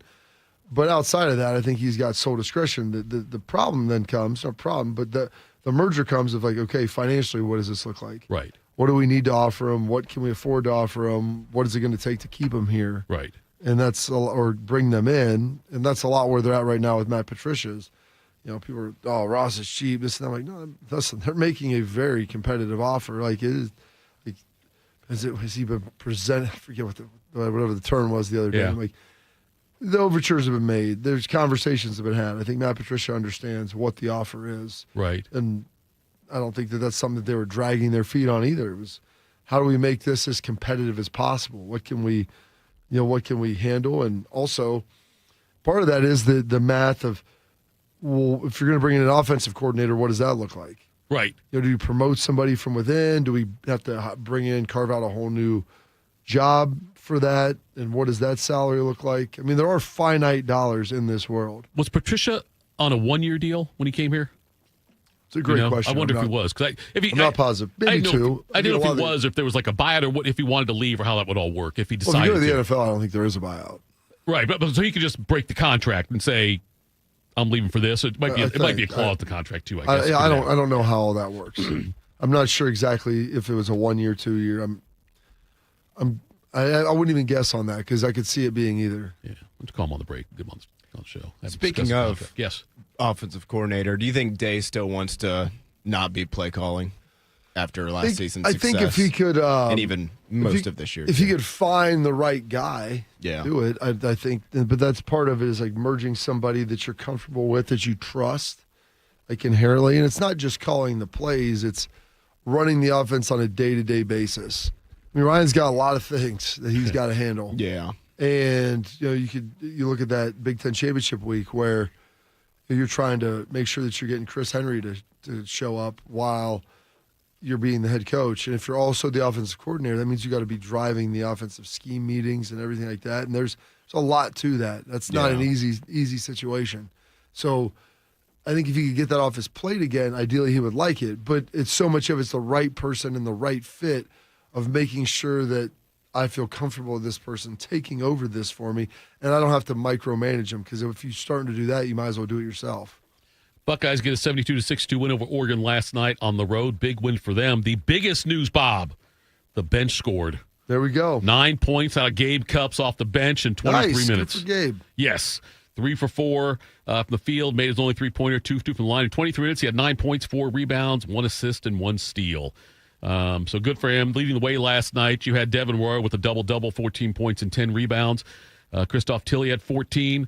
Also, you had 12 from Thornton. You had 13 from Mobley. You got 10 from Bynum. So the offense was spread out quite a bit evenly there, I guess I would say, with the Ohio State starters. And like you mentioned, Bob, at the top of the show, winning against Washington now on the road would be huge. You know, be able to go out there and win back-to-back games on the West Coast. That would be huge. You get 2-0. It's the month of January, which has kind of been the month of horrors for Ohio State. Yep. That's with an H, not with a W. Thank you. Always got to clarify that. Well, I mean, one, depending on what you're into, could be a month of horrors. Horrors. More advantageous than the other. Hey. And so getting a win out there, that's big. A couple wins. Here's Jake Diva talking about Gabe Cupps giving the spark off the bench. You're right. This was more like what we expected from him. And, you know, I think being aggressive, playmaking, and playing with passion, you know, playing with some fire and passion. And he did. Ball pressure, you know, giving him kind of like 2 or 3 things, Steve, very specifically that he has to do for us. And if he doesn't do, he was going to come out and, you know, he did it. And I think to your point, yes, that was a little bit more like, you know, those of us who saw him coming up through high school and what he did his freshman year when he wasn't hurt, that was more like it. Feels like Gabe Cupps needed something like this to get his confidence going. Yeah, to get him rolling a little bit. You know, went to Indiana. Obviously, there was some injuries situation there. He's a Centerville kid. His dad's a high school basketball coach there, one of the more successful coaches in all the state. And it's just a matter of getting in there, getting the rhythm, getting it going. And it's great to see, because he can be a vital piece of that. Yeah. Very mature kid. Like anytime you get a coach's son, like those guys, they've been around the game, they understand it, they get it. And his involvement and ability to be that guy off the bench that could be a spark plug is huge. Here's Diebler talking about how the team is tough and got the tough win. Yeah, I mean, I've said this. We're a tough team. We're a tough team. I think there's, you know, we've been talking a lot about how to shift our mentality a little bit, and I thought we did. I thought we were aggressive from the jump. We stayed aggressive the whole game. Again, wasn't perfect, and you know, you certainly don't have to be perfect to win, but your physicality, your aggressiveness, your execution has to be consistent, and that's what we've been pushing, to be more consistent. And you know, we were. I mean, we had some big time defensive stretches, you know, tonight, and I thought that was really important for us. I heard Diebler talk earlier this week with Keels and Ronnie Stokes about how tough the team is against itself in practice, how physical they are, and couldn't get it to translate. Couldn't get it to translate into games as the way he wants it to. Looks like last night they out-rebounded Oregon 41-32. So that's good. That's how you define toughness in basketball, as per Anthony Schlegel. That's right. Schlegel would say that. That is what he says. Yes. What else we got? Go ahead. Go for it, Deebs. I would say Devin Royal played a lot in the four. It's why he had 14 points and 10 rebounds. Here's Diebler talking about that. Well, it's you know, the mismatch now for him, because he was a mismatch at the three. Now the mismatch, I think, bends the other way. And, you know, we played Avon and Tilly together there for a small stretch. I think like that's got to continue to be an option for us. And, you know, we were more scripted with our substitution stuff, took more of an NBA model approach to first half substitutions. And, you know, I thought that was helpful as well, because when you're missing a key component to your lineup, you know, I thought we needed to go in and with a very specific plan to help our guys. It was more about just helping them be comfortable, and our guys did a great job handling that. Yeah, that's the Devin had a big game last night. He mentioned Yvonne. Yvonne had 4 rebounds in 11 minutes. He played well as well. But yeah, it's the bench, Bob, has got to come together for this team to have any kind of success. Yeah, 9 points. Got 9 this time. They need more than that, though. He's the only guy who scored more off than the they bench. had against Nebraska. That's a fair point. They won by 10. What are the? I know. I did. They were up big though. Sure. They kind of like, you know, took their foot off the gas, and not in a bad way. I think they were just kind of bleeding some clock there at the end and whatnot. But I did, when I first saw the box score this morning, I was like, well, you got 9 points off the bench and you won by 10. That seems to be a Heck of a coincidence there. Yep, the Buckeyes coming up. They got Washington, like you mentioned. That's on Peacock. Ooh. Coming up on Sunday before they host UCLA in Minnesota. Then they got a big one at Michigan, number 2 in the country right now on January 23rd. Michigan's going to cause problems for everybody, especially Ohio State in the Big Ten, though, because Michigan, much like Illinois, they've got bigs that can shoot. Illinois' bigs were shooting from the outside against Ohio State. Ohio State had no answer for that. And that's so I don't have any kind of thoughts about Ohio State beating Michigan on the road, but these next few games, though, certainly very winnable. The Washington, UCLA, Minnesota. If they could somehow, again, Washington or UCLA, Minnesota are here, and if they can somehow string those together, Bob, that would all of a sudden take them to 6-2 in the Big Ten and 14-4 overall, well on their way. Oh, it'd be great. It would be great if you can stack some wins. Yes. You said 6-2 in the Big Ten. Could be 6-2 with these next 3. If you can you get to 10? Like find a way to get to. If you get to 6, you only need 4 more. All right. 4 more and 12 tries, right? Yeah. I can do math there. I mean, I might not have went to Notre Dame like Steve Kerr, but I know I got 10 fingers. And if I cut off 6 of them, I've got 4 left. Nate Biddle is the Bittle, not Biddle like Dave Biddle. Nate Biddle is a 7-footer for Oregon, came in averaging, I think, more than 17 points a game, and Ohio State did a decent job neutralizing him. He finished the game. Let me see what his final line was. He ended up going 5 for 19 from the field. Ended up with 14 points and 9 rebounds. Here is Diebler talking about shutting him down. Well, we have a ton of respect for him, and I think he's one of the best players in the league. You know, his impact on offense and defense, there can't be too many guys who have a bigger impact than he does. We respect his ability to shoot the 3. So we had some specific ball screen coverage, actually similar to what we did to Mast, against Nebraska, where we wanted to limit some of his 3-point attempts. And then, we obviously trapped him in the post a little bit in the first half. Tried to give him different looks, and I think that's what you got to do with really good players. You got to keep them on their toes. And then, I thought our zone again was good. It was good again tonight. It took them out of a rhythm offensively. So we went to it again because we were fouling a little too much in the first half. But yeah, he's a really good player. We had to limit his 3-point attempts and then make everything tough for him inside there. I feel like anytime Ohio State gets a win on the road where Bruce Thornton is not the leading scorer, is almost like stealing a win. It's what I don't expect. I don't expect something like that to happen very often, Bob. Anytime you get a road win in general, I think it's good. In January for the Ohio State in Buckeyes. general. And especially right now with Noel out. That's another big I know he's not like the best player on the team or anything, but given your lack of production from the bench, he's going to have to get better. Anytime you lose a starter or one of your rotation guys, I guess I should say, you'll take the W. Snip, snap, snip, snap, snip, snap. College football's offseason goes on. We'll talk about that next. Morning Juice. I always tell people I was the luckiest guy in the world. I wanted to be an Army man or a fireman, and I got to do both. As a firefighter, my job was about saving lives. I never thought one day I would be fighting for mine. After spending his career answering the call to save others, Ken was diagnosed with ALS. Now he's facing his biggest battle, for more time. For 70 years, Muscular Dystrophy Association has been answering the call to help people live longer and more independent lives. MDA means to me hope. MDA is leading the way for people living with ALS, muscular dystrophy, and other neuromuscular diseases by accelerating research, advancing care, and advocating to empower families like Ken's. I wouldn't be living as good of a life with ALS if it wasn't for MDA.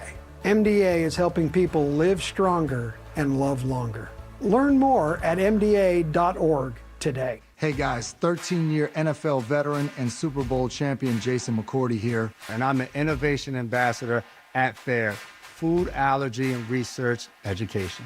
I would say the most challenging thing as a parent of a kid who has a food allergy is probably the ignorance that I myself had in the beginning. I didn't know what anaphylactic shock was. I didn't know the dangers, let alone the things that she needed to be able to have a normal life. When you go to drop your kid off, and every single time in the beginning, we'd have to go through everything she was allergic to.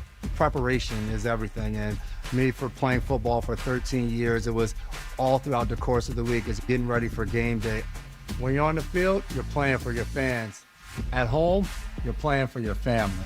My playbook: read labels, keep it allergy friendly, and have an epinephrine nasal spray as a backup plan. Because when my family's safe from food allergens, that's the real victory. Visit foodallergy.org to learn more. My mom is a veteran and she was injured in the line of duty. I hurt my leg in a training accident when she was only 2 years old. She had 7 different surgeries over the span of 9 years, and there were tons of complications. I couldn't be the mom my kids needed me to be. She missed so much. After my last surgery, I got an infection so bad I thought it was going to kill me. I told her she couldn't leave me yet. There was still so much she had to see. I hadn't even graduated. I'm doing much better now. I may have lost my leg, but I've gained so much. I'm an active part of my kids' lives. She can kick a mean soccer ball. DAV's been there for me and my family. Through thick and thin, they've had our back. Every year, DAV helps more than 1 million veterans like Sandy get the health and disability benefits they've earned so they can achieve victories great and small. My victory is getting my life back. I got my joy back. We got our mom back, thanks to DAV. Support more victories for veterans. Go to DAV.org. Attack and dominate. You're locked into Morning Juice. Sponsored by Riverside Bank of Dublin. Here's Bobby and Tito. Mike's off there, right, Bode? We were good? We might all be going if they were. I'm telling you. So it's funny, just to kind of take that conversation next level. Well, I'm gonna, don't worry, it'll be fine. Okay. So like part of a new year, like our church always does this 3-week fast that we're a part of, and in certain years I participate in it like to greater degrees than others, just depending on what I've got going on. And I've done like 2 weeks of just like water and protein powder. Okay. I mean, it was pretty terrible. Right now or before? Before. Okay. So right now, since Sunday, like I've only eaten like at dinner and just like whole food. Like I'll eat just real food, whole foods, no processed anything. And like I'll have a protein shake during the day, like, and not like a canned one or one with all. I mean, it's literally the scoop of like whey isolate protein and water. Shook Not up. even milk. Water. Yeah, there's no milk, Coach. And so it's bumpy. Like I start to get cold and stuff in the afternoon. Like I put part of the reason I put salt in it too because I work out still. And when I was doing my 2-week fast, I remember I had to start putting salt in my water because I would work out and I was like cramping on the elliptical because I just had no salt in my body. I wasn't ingesting any. I was like one of the few Americans that were undersalted. It's never a case here. Yeah. And so, like, getting in the fast and doing different things. And so people always say, like, I can't do this. I can't lose weight. I'm like, I went 2 weeks without eating a solid piece of food. Like, anybody can do that. Did you lose much weight during that time? Yeah. Did you? I mean, I lost a lot of fat. Right. I leaned down. It got to the point where I could, my cardio was like 8 minutes on the elliptical at a moderate pace because I would get so tired. I could lift, not as heavy, and I lost some muscle. But yeah, I could show you the picture of what I went. I lost like 30 pounds. I mean, I went into it kind of heavier a little bit. In how long did you lose 30 pounds? Oh, like 2.5 weeks. Really? Yeah. Wow. All right. It's amazing. I mean, it's just math, buddy. Like calories in, calories out. What you're burning during the day. People always say it's so hard. I'm like, well, just don't eat. What do you mean? I'll die. No, I'm pretty sure you won't. I've done this. Yeah. And I actually was doing a lot of physical activity still to the point where like one time I was worried about passing out. I was like, I need some salt. Like I need some things need some magnesium for my body to be able to operate. Damon Williams Jr. Yes, I was waiting for you to get to this. Tito, do you have any idea the emotional toll? Oh, that going in and out of the portal takes on a man. I have, and by his agent dropped him. Yeah, you know why? Do you know the whole story on this? Josh Perry kind of talks about it a little bit. Let's hear it. Some folks now that I can get stuff from NFL guys on this as well, because some of the agents are NFL guys, right? And so Damon Williams had the same agent as Jed Fish, his head coach, right? Which I mean that happens. Like my agent in Dallas was the same as Bill Parcells. Like that's normal. Not unique, yeah. It's not unique. It is the college because no one ever had agents before. So everything's kind of unique. Who's your agent in college? Exactly. So he signed his rev sharing agreement with Washington, included like if he were to leave, the school that he was going to or they'd have to pay all $4 million that he was promised. Not that he had got, he would owe them $4 million. Oh. And with that, yeah. And so I don't know how enforceable all that was. I don't know if he wanted to test that in court. Right. But they signed, $4 million. It's not like they kept him there for $400,000 and he got a $5 million offer. Right. $4 million. And after he signed it through his agent, I think that there may have been some tampering going, and realizing that what's his name, Sorsby just signed with Texas Tech. Right. So it's like, all right, well, LSU's got to go get a guy now. So maybe they start talking to him, and all of a sudden he's not returning calls from his agent, not returning calls from anybody at Washington, and his dad said he is now his representation. Right. Or his dad was going to signing the contract there in Louisiana with LSU for like maybe $5 million. I don't know what the exact number was, but I think it's safe to assume that it's more than 4. Yeah. Sure. Good call. And then his agent's like, dude, I'm not going to be a part of this. Like, we're done with you. And it's a bad look for the kid. Sure. And then Washington came out, and Pat Chun, who was the former associate AD here. Right. He came out and said, we're going to enforce this in court. Like, other schools shouldn't be doing this. We're going to take this to where it needs to go. And I tell these guys, he's not a 16-year-old kid. I don't care if you're 18. As soon as you turn 18, you're legally an adult in the United States. Right. Should you be able to drink? Well, we can lean into that. You can serve our country. You can do a lot of things. And when you sign your name on a piece of paper that is a legally binding document, those things matter. And especially if there's a situation where compensation is coming back your way in excess of 2 commas. Yeah. All right. So like, this isn't like, hey, he was doing a $10,000 appearance at, at a mall, at someplace, right. and he no-showed. And we're talking about $4 million here. Yeah. And so kudos for Washington. I think he finally realized, like, hey, if I lose this in court, I'm only going to be making $1 million as opposed to the 4. And by the way, I am basically Mussolini hooking up with Hitler now with Lane Kiffin. It's like the axis of evil and everything that's wrong with college football. So you signed the contract with the school you're at.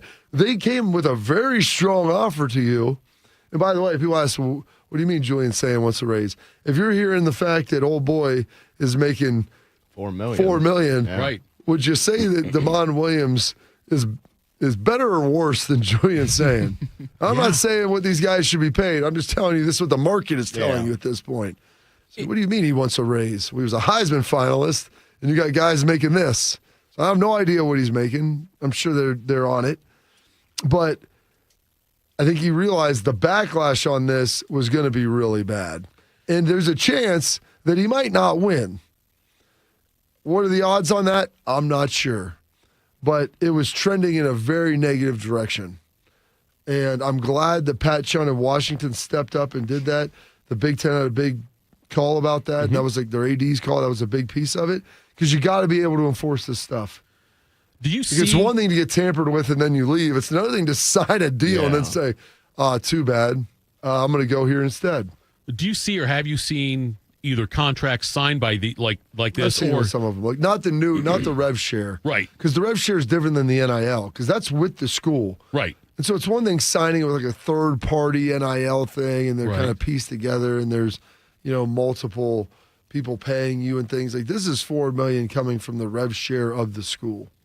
And I know yesterday, Bob, when we were talking about this, we mentioned that do you want somebody there who doesn't want to be there? Would they not? They would sabotage it to hurt them. But like in these deals, though, and I can't remember the last time I heard anybody being like this. But if you become academically ineligible, does that void the money you're getting? I don't know how that works. I wondered about that. Like if you say, okay, I'll take the $4 million. I'm on the team. I'm not going to go to class anymore. Or I'll be ineligible. I'll get bad grades. Would he still get paid? I wonder. Would guys still get paid if that happened? That works. Because I would think there's like tanking. Yeah, I know, but it's like if you really want to be scornful about it and want to be petty. Yeah. I wondered if wouldn't that start to hit a point though where, I remember when guys first started opting out of bowl games, and it was like NFL draft. The NFL teams will never draft this kid. Like actually, they don't care. Right. That feels like something that an NFL team, and I don't know what his NFL future is. Oh yeah, but that's the sort of thing where it's like, So, and I know it's just hypothetical, Yeah, sure. but it's just like, so you signed your deal, tried to get out, realized what a mistake that was, so you went back to Washington, but then still just completely tanked the situation. Oh, that would be terrible. Like, no thanks. And especially as a quarterback, like, you're supposed to be the leader of the team. Like, there's a reason we're good. why Pittsburgh got rid of George Pickens when they did. Yeah. And it's like, hey, you're going to your last year of your deal. You're unhappy here. You're a malcontent. We'll trade you. Someone else will give us a second. You're probably worth the first, but everybody knows about your character issues. And then it becomes a function of like, well, what do you want to pay that guy when he actually plays well? Because then what do you get on the other side of that? Yeah. And so those are real. And especially the quarterback position, because that guy is going to be the face of your franchise and the leader of your team. Yeah. So like, there's a different threshold that you even have to cross with that position more so than any other.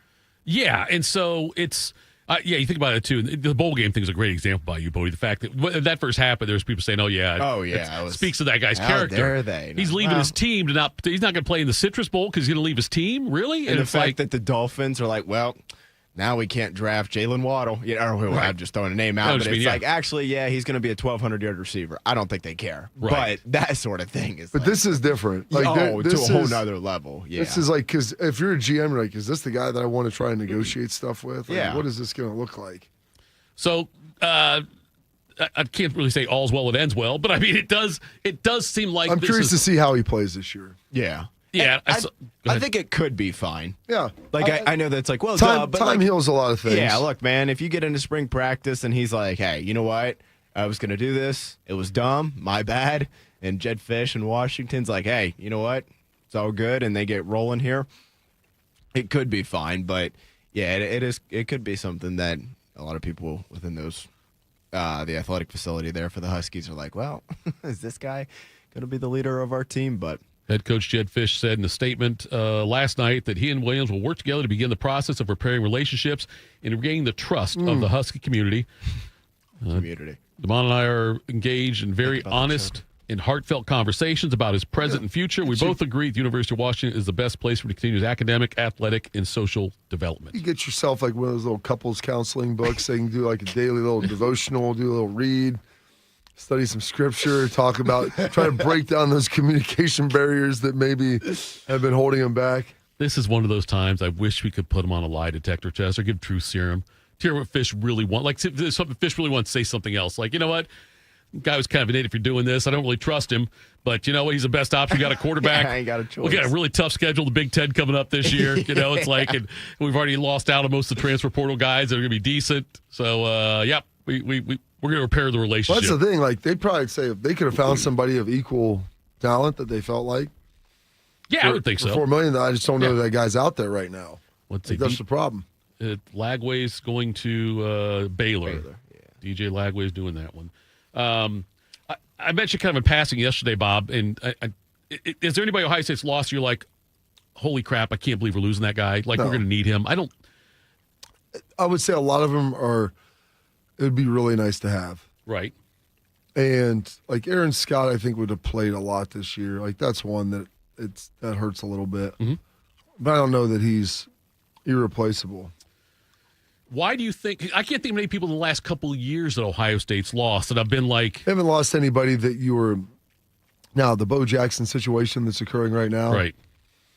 And, I don't want to get too much into the details because I'm not firm on numbers and everything that's went down. But, he came out, wasn't a highly recruited guy, had an injury his senior year, Cleveland kid, and maybe he was undercompensated this year. Okay, so you want to make things right and compensate him appropriately moving forward. But depending, if you're asking for an exorbitant amount of what the university believes as far as your position value and what you have and what else we can get for that. Right. And, do you let him move on? And because you know how much they were paying Quinshawn and Travion last year, and I have a pretty firm idea as to that. And I think that this is, close to the combination of that. And I don't know if it's right there or not. Maybe it's more, maybe it's less. But, at some point, hey, you've been good, but I'll tell you what, the guy last night, Fletcher, he's real good. Yeah. That dude's 6'2", 240, and he wears people down. He's different. Exactly. So, if you got that guy, that's not a problem. You got J.J. Smith at running back. Okay. I don't know if we're quite there yet. And maybe you do. Maybe he gets there. Yeah.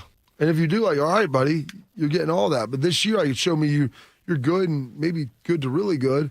I don't know if we are a dial shifter to the degree where it doesn't matter who you have blocking in front of you, you're going to be able to go get yards. So when we talk, I don't know if there is a guy like that, to tell you the truth. We talk about the guys that, Ohio State hasn't lost anybody that we're like, oh my gosh, that's awful. I can't believe that.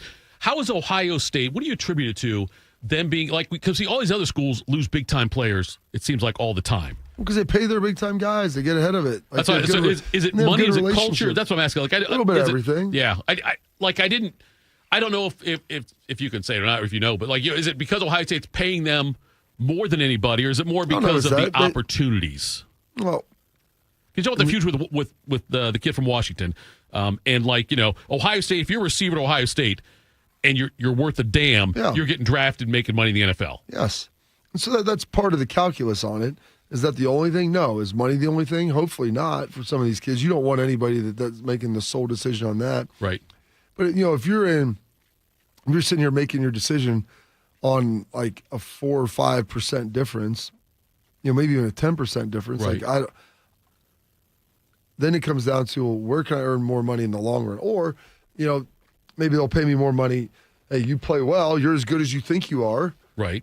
Then next year, we'll take care of you and put you in a space that you deserve. Not to say you've been around, but you've been around a lot more than I have. And and we heard about it yesterday. We were talking with Breer, and he was talking about the relationships you build at Ohio State. Is that very unique compared to other major universities you've been around? To a degree, I think. Ohio State has a very strong alumni network, and people care a lot about football. Right.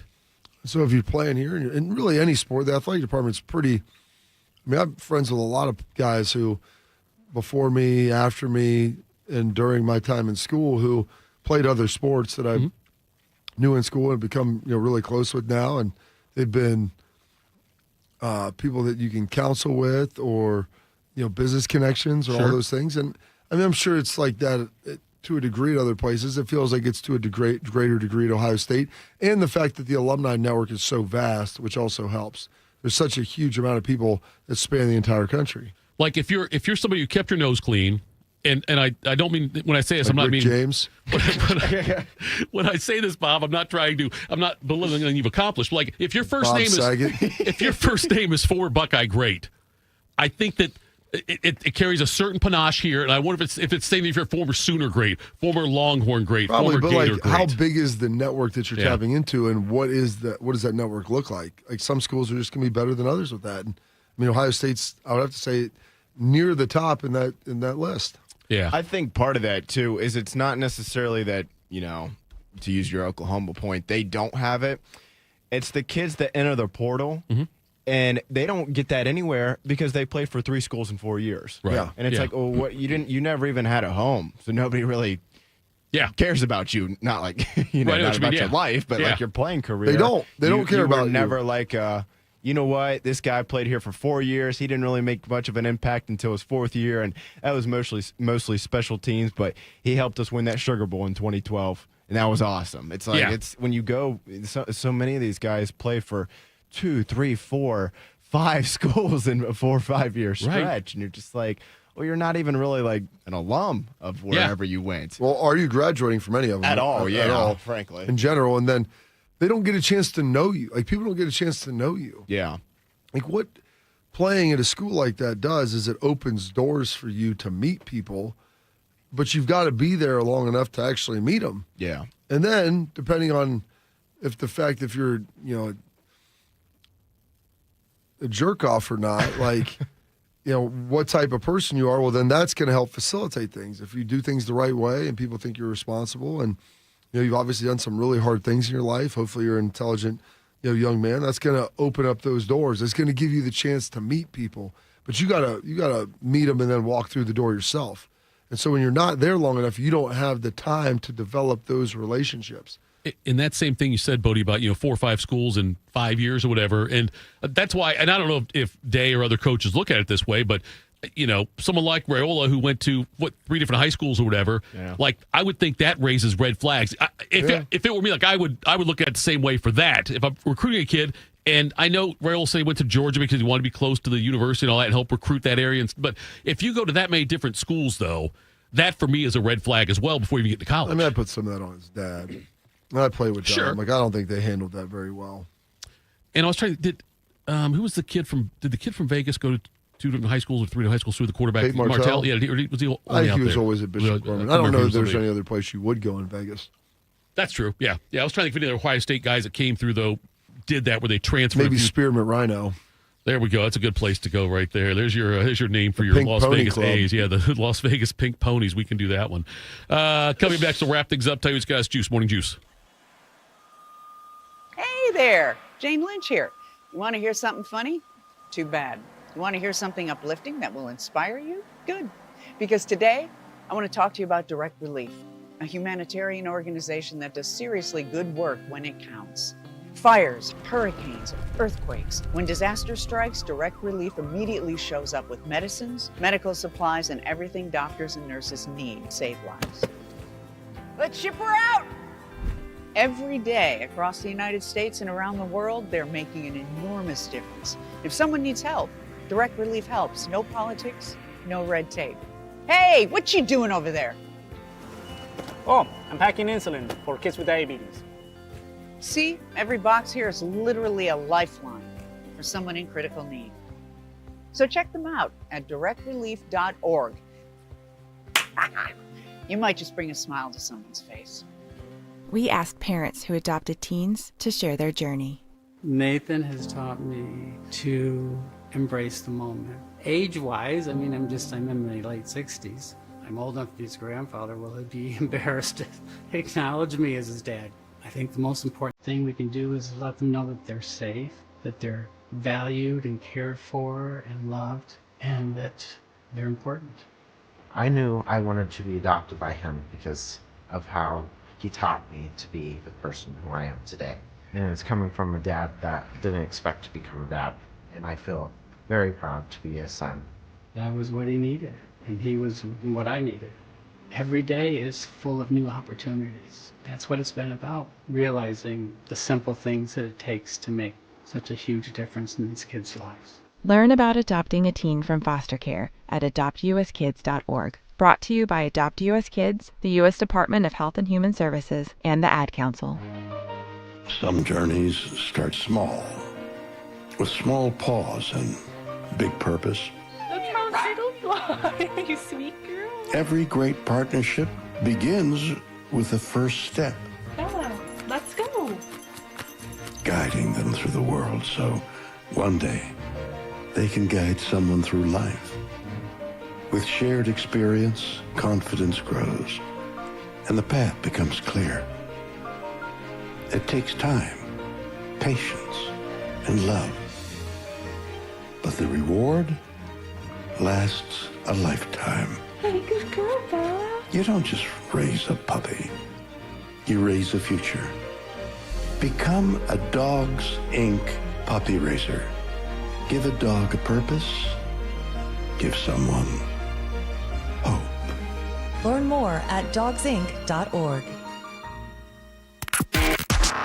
Attack and dominate, YouTubers. You're locked into Morning Juice.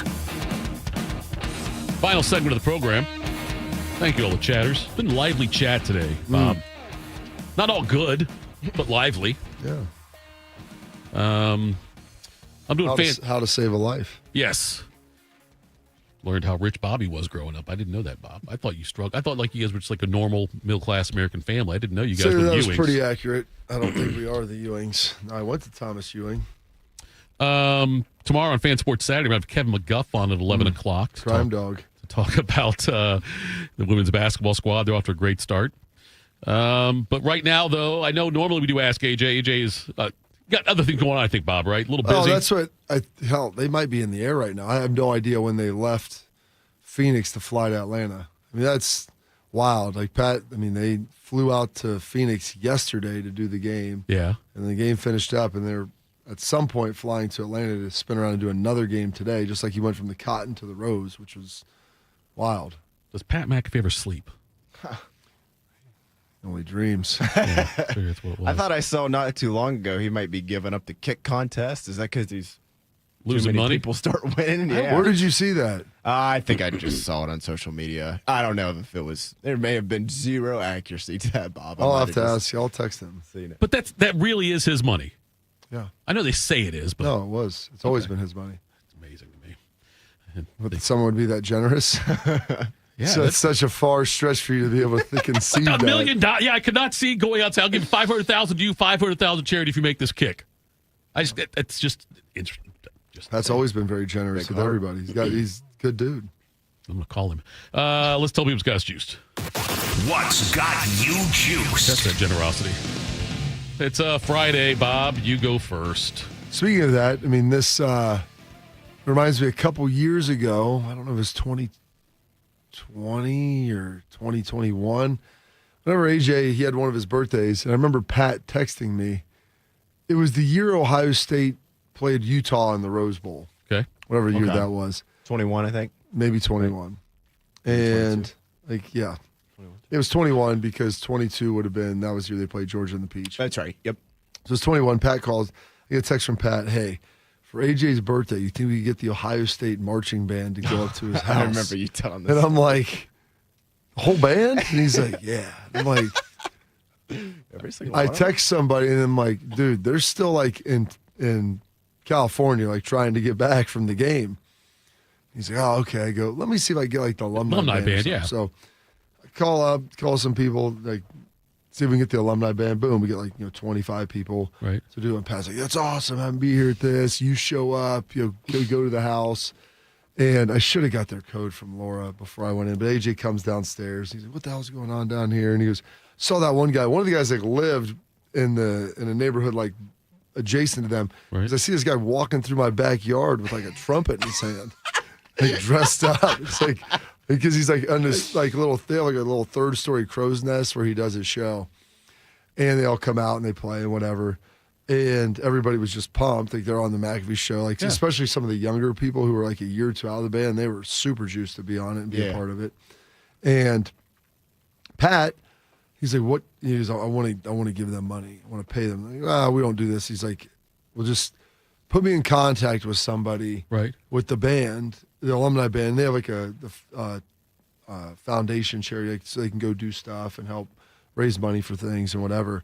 And I mean, he gave a pretty sizable donation to that. And so while you're talking about, the kick contest and that going away, I mean, Pat's always been like that. If you do something for him, like he is taking care of you in a huge way. Like you're on his team then forever. I think that's part of the reason, with AJ being there, he loves doing the Ohio State games and just promoting Ohio State. And so as we talked about that's got me juiced in a big way. It's Friday. It's the first 5-day week. Bodie, I think I've worked since.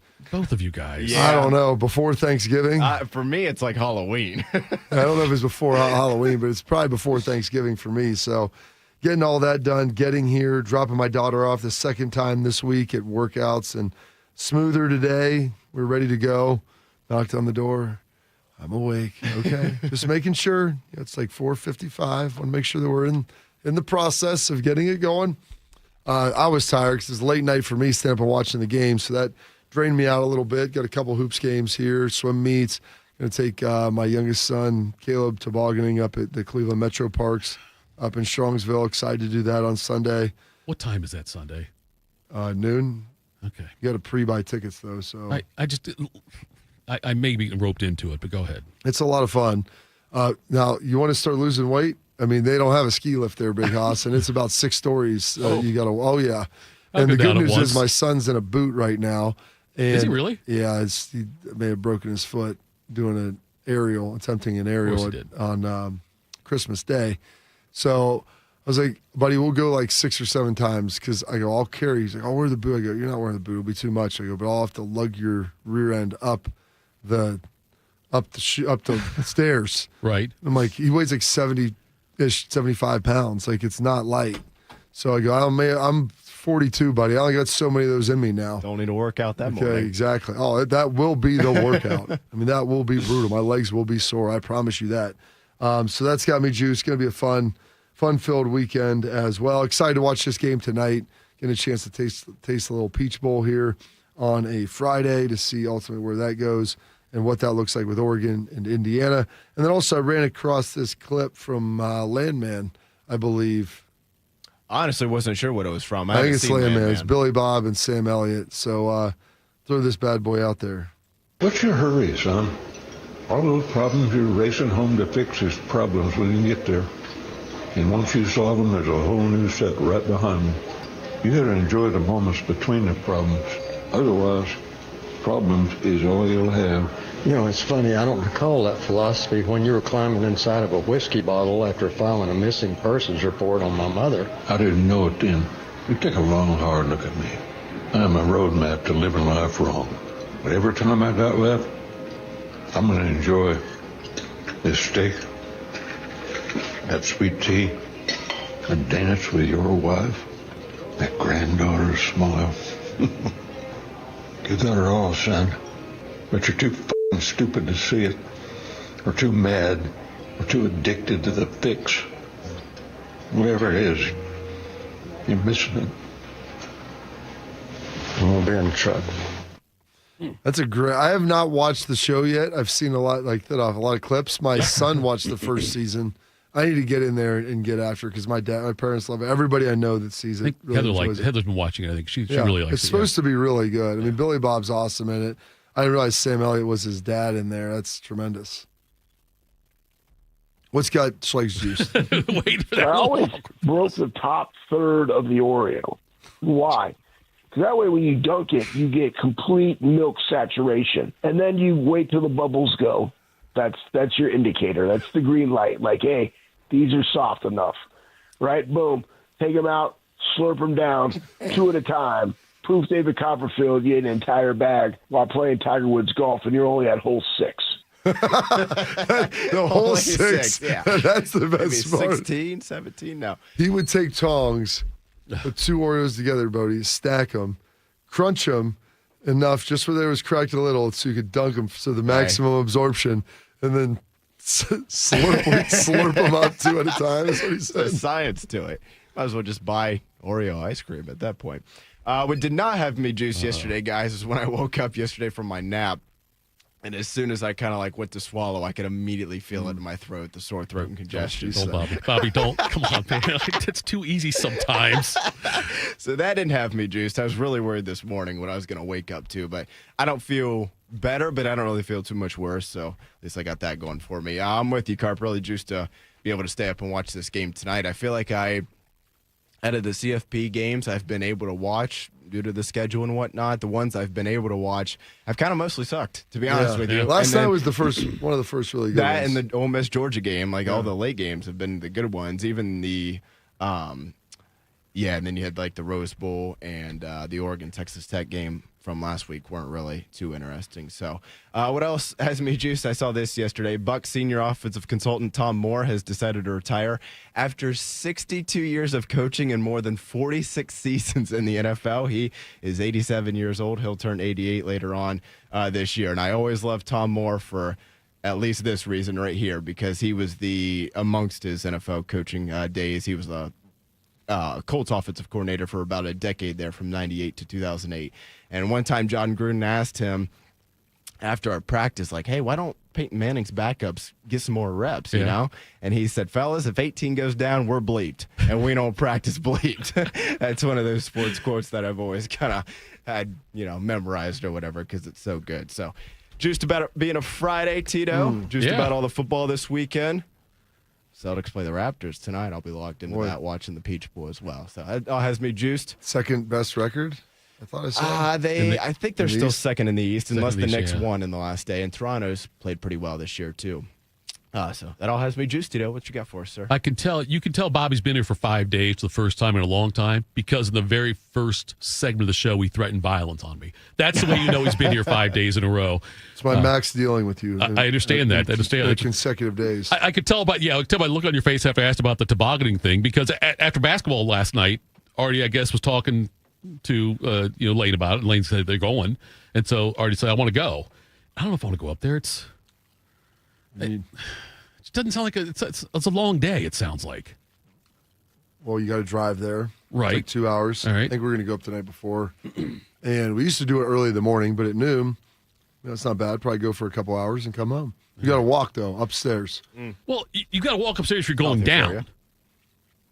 Well, what do you mean? You're just going to stand at the bottom? Yeah, and just cheer them on. You ride down with your kid, dude. You can't go down solo? I mean, they can, but... What is this exactly? Look them up, the snowboarding, Cleveland Metro Parks toboggan runs. They have like two kind of like bobsled chutes that you get on like big old school, like the metal railed sleds. They're really long, and they have like a track that brings those up. And you go down, you go like 40 miles What's an the hour. name? Oh, tobogganing? Yeah, it's been since 1966. Okay. So it's kind of, is it like snow trails? I've been to snow trails before. No, there's no skiing at all. Oh, okay. It's simply like kind of like a water slide for sleds. And there's just two runs, and they go straight down. Is there a weight limit? No, I've watched them put two dads on them before. Okay. I've watched them put I four didn't know it was kids. that They're kind of big. party. So you guys could go together. Yeah, we could go. Oh, yeah, I've gone down with There's another content, Bob. We'll do it with the... You would no. If I'm up there, if I go up there and I say one time we're going to do it, we're going to video it for the show. You would say no. You have to keep your hands locked in on the sides. Would you do it though, and have someone else record us? Then we get out of the bottom. I don't know about that. I think I've ridden down with one other dad before, but that was maybe a one-off. That was a one-off situation. Okay, just saying. I took a hot shower afterwards. Felt like Bodie when he woke up, didn't you? So what's got me juiced? Let's see. Yeah, the football this weekend. Kid's got a basketball game on Saturday night. I'm excited about that. They had his basketball practice yesterday, and I didn't get a chance to go because I was working, but he, I guess, did pretty well, so I'm excited about that. I'm excited he's getting excited about basketball. I don't think it's his favorite sport, but I think it's his best sport right now. Okay. I think it's his best sport. I don't think he's... You need to get him in the pool. What's that? I wish I could. You wish you could. Just tell him what to do. He's 9 years old. Trap him in there. Who's the parent here? That's a fair question, Bob. That's something we can discuss off the air on a podcast, maybe. But no, he tried, so he didn't like it. But I would love to have him do it. Nobody likes it. Just make him do it. You don't think Caleb likes it? No, he hates it. Does he really? Yes. He hurt his foot on purpose. We have to swim right now. No, he's still swimming pull buoy. It's you can buoyant. swim Like, with a dude, you're just not broken pushing foot. off the wall. You push it with one leg. Put your gear on. Can't play anything else, but that's what you're going to do. Is he wrestling this year? Yeah, but he wrestled Sunday. He wrestled Sunday with it, but he's in a boot. We're going to take this weekend off. Folks, have a great weekend. Again, I'm Fan Sports Saturday tomorrow with Eric Reeser from 9 to noon. Tune in for that. We'll have Kevin McGuff on. Thanks to all the juicers for being in the chat. We appreciate it. Bobby,